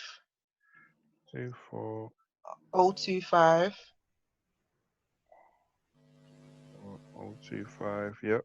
0.78. 78, yep. And then in take profit, right, in the green box, 24. 24. 055. 055, yep. 78. 78. Yeah, press done, hopefully, and then press place. So when you go to the see now, it's there, but you see like how the other ones were moving straight away, had moving numbers. This one isn't moving because the price isn't there yet. It's a future order. You're saying when price gets to 2402578, then enter me into the trade. And then when it gets to 2405578, like we did with the other one, then take me out the trade. Right. So until it's in that area, it's not activated. It's a future order. And then to delete it, because we're gonna delete it now. In fact, let's see where the market is. Press let's go to the chart. Because a lot of the time, oh Lord, it's nowhere near. And that's the 4-hour view. Zoom out, where the heck is this thing moves aggressive. It moves like 7,000 pips a day. So Lord knows how far. Okay, it's not that far. It just looks far. It's just above us. I'm gonna take it out just to be on the safe side. So let me show you how to delete it.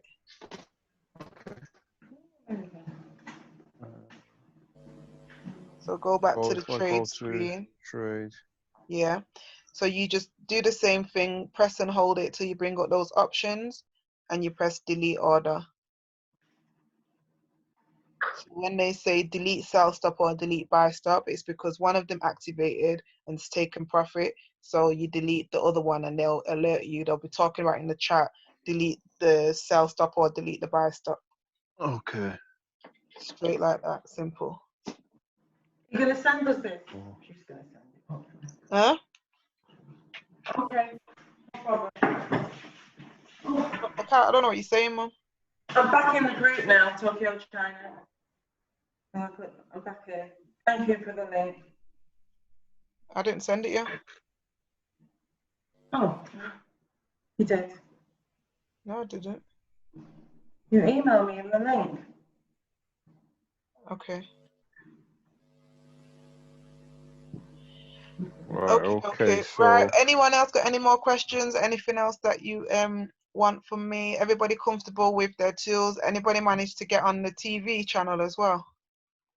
What I'm going to do is just in the weekly meet that me and Lozan and I'll invite Donald as well, is just do a double check of what we've covered, and if there's any spaces in understanding, then we'll come back and be very focused on what is needed, if anything. All right, I think that's the best way to do it, because there's been a lot of ground covered. So Yeah, it's a lot. Was I recording this?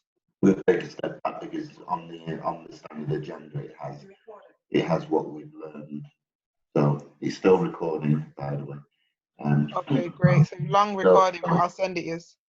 So it has what we've learned. So yeah, don't worry about recapping now. We'll recap in Okay, no problem. all right. brilliant. So Okay. I'll send you guys what helpful links as usual after this. Like I said, those trading books, Trading in the Zones and Naked Forex, and there's all kinds of four. I'll send them to you. Anything else that you want me to send that I said I was gonna that I've forgotten, you can always let me know. And yeah, just practice. Just don't overanalyze it. Don't take it too serious. Just receive the information, learn, and yeah, practice, execute. It's not that serious. What was that TV one that you said to look out for or to look into around again? The Educator. Yeah. Stevenson Lindor. All right. I've got all of them. I've got all of them written down. Stephen Lindor, Kathy. And I did a presentation for you recapping it, but I'm very over, not analytical. What's the word? Don't know what you call it, but I did go over that with the top 5 people. I didn't quite finish it though, but I might just send it to you so far what I've done. Let me show you real quick. You can. I think I said Stevenson Lindor. I didn't say Baz, but he's a good one for the level you guys are at. Let me see. And there was the Lex Waves as well, wasn't there? Yeah, Lex Waves. Let me. Yeah. So I did this quickly before, but I didn't get to finish. So let me see. So I basically put the times that he's on Sunday and Tuesday, 2 a.m. I watched him last night, but I fell asleep. The other thing is, because they are on, some of them, like he's on late, you can watch him in the morning or the next day, sometimes even 2 days, because he's doing a weekly, outlook. Nothing doesn't really take place straight away. And they've got some favorite videos as well. So it's like even like tomorrow, right now, whenever, you can go back and watch some of the videos that he's favorited on specific trainings, how to break down flag patterns and how to enter. Renkos is just a different perspective than candles. I wouldn't look at that right now. That's just the next level of advancement. They got some more frequently asked questions there. That's how you that's how you go back and watch the ones that have passed. So when you click on that icon that's circled red, it will bring up the past sessions like that. And that's how you go back 12 hours ago, 2 days ago, 7 days. So he's on twice a week. And then this was the next guy. You write him down. He's every single day, Monday to Friday, and he does like 10 pip trades. He does 5 trades, 10 pips each. He's basic level. Eastern European guy, cool guy. I met him in Dubai. He does sound a bit like boring. He talks monotone, but he's straight. He doesn't mince his words. He don't lie. He's very Eastern European-esque. But he does every day about 6 a.m., which is a good, it does it for people in our time zone for before they go to work to basically catch 50 pips. So he does 5 trays, 10 pips each. He teaches you about risk management because he'll train you to only use 0.01 per every $100 in your account. And that type of thing. Average session time is about 60 minutes. So when you're getting ready for work and stuff, it's like a good listen. By the time you've left the house, you'll probably be in profit or some trades still running and all that. So it's a scalping session, short-term session. And he's on 2 channels. He's on pivots where he teaches pivot sessions. Can't remember what times they're on, but they're longer. And he's also does London Daybreak about 8:30 a.m. for about 30 minutes, 45 minutes, but that's an easy strategy to learn with all the GBP pairs. And it's just basically, well, I'll let you, it's not going to mean nothing now, but he does that as well. But yeah, write him down. Okay, got it. And I didn't finish the presentation, but I'll finish it and send it over. I think I made a note of all these people here. Lee Allen, she's another one. But again, these are my suggestions, but you don't have to force yourself to watch them if it's just not convenient, if it's not in your time frame. The thing with some of them, like a Lee Allen and like a Stevenson, they're good to watch back because it's very educational. Whereas Baz's 6 a.m. session, if you've missed it, he does say things that are educational and good to learn. He talks a lot about brokers. He'll give you the real with, brokers and just the real about trading. It's very matter of factual. So I do really like listening to him more than I like taking his trades, if I'm honest, because he trades everything and I don't trade everything like that. And I don't like, whatever. I've trade everything in demo. Well, you're in demo now anyway, but trade everything with people in demo for at least 5 to 10 straight days before you go in live, just to make sure you you like their trading style. Dr. Caffey was the other one I said. Dr. Caffey Kirkland, bad boy trader, 5 days a week. I think she comes on around now in Tokyo late, and then she comes on. She's on all the time. And anytime I press live, she's on 2, 3 in the morning sometimes. I think in the daytime she comes on about 10 o'clock in the day, and then she'll come on again at about lunchtime. Wait, no, a bit later than lunchtime for us. It's her lunchtime, like 5, 6 o'clock. She comes on again, and she just catches mad pips. Like, she's a very good educator, breaks everything down, knows a lot about the market, a lot about the trends of like recessions and what's actually happening with the money, why it's moving like this, as far as what the banks are doing. And she's very knowledgeable, very, very, very, very knowledgeable. And there's Lex. Lex is every day at 1 o'clock. So he's the New York session, the beginning of the New York session. This is just how his session looks and stuff. I think that was it. Oh, and then that's that Mike Miles guy, your conspiracy guy, who's on every day at about, I think, 6 a.m. I think he's on at 6 a.m. as well, around the same time as Baz, for a bit longer. And he just chats a lot. He covers pairs, but he chats a lot. But I think you might be into the kind of things he's chatting about. Okay. So yeah, so I've given you a lot of names there. Just kind of find you, like Chyna was saying, it's not about following 1,000,000 trillion people. You just kind of identify your style or something you like, because people do, when I say contradict each other, they've got different viewpoints. Everyone's looking at the same thing, but with a different viewpoint to their style and using different tools. So now some of the channels are in different categorized as far as this is what I wanted to show you guys. So you've got your standard package, but say as you keep going, you can add things a la carte. So you can, for like $22 extra a month, you can add a gold cup, bounce back strategy. They're not going to mean a lot, but say for example, gold cup, that's one of the popular ones. I had that for a bit.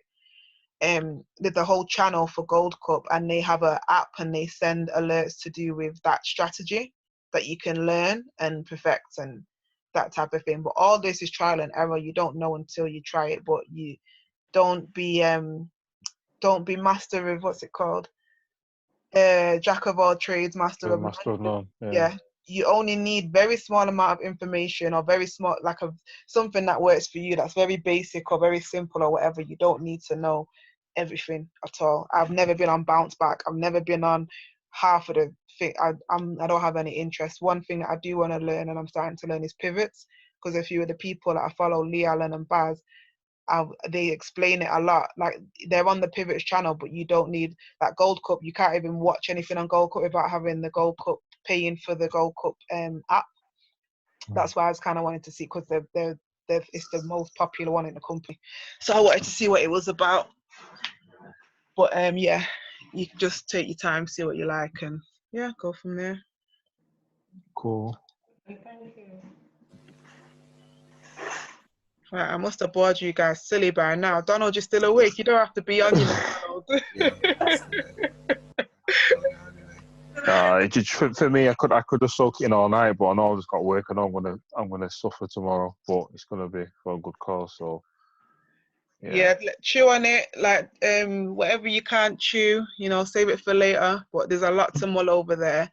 Like I said, I don't want to overrise till you paralyze. So chill out now for the rest of the week. Okay, stop talking now. Stop talking. What we'll do is we'll have a review when we kind of get together, and if there's anything that we need to plug gaps, then we'll come with that very specific request. All right? Yeah, cool. Okay. Good night, everyone. All right. Night.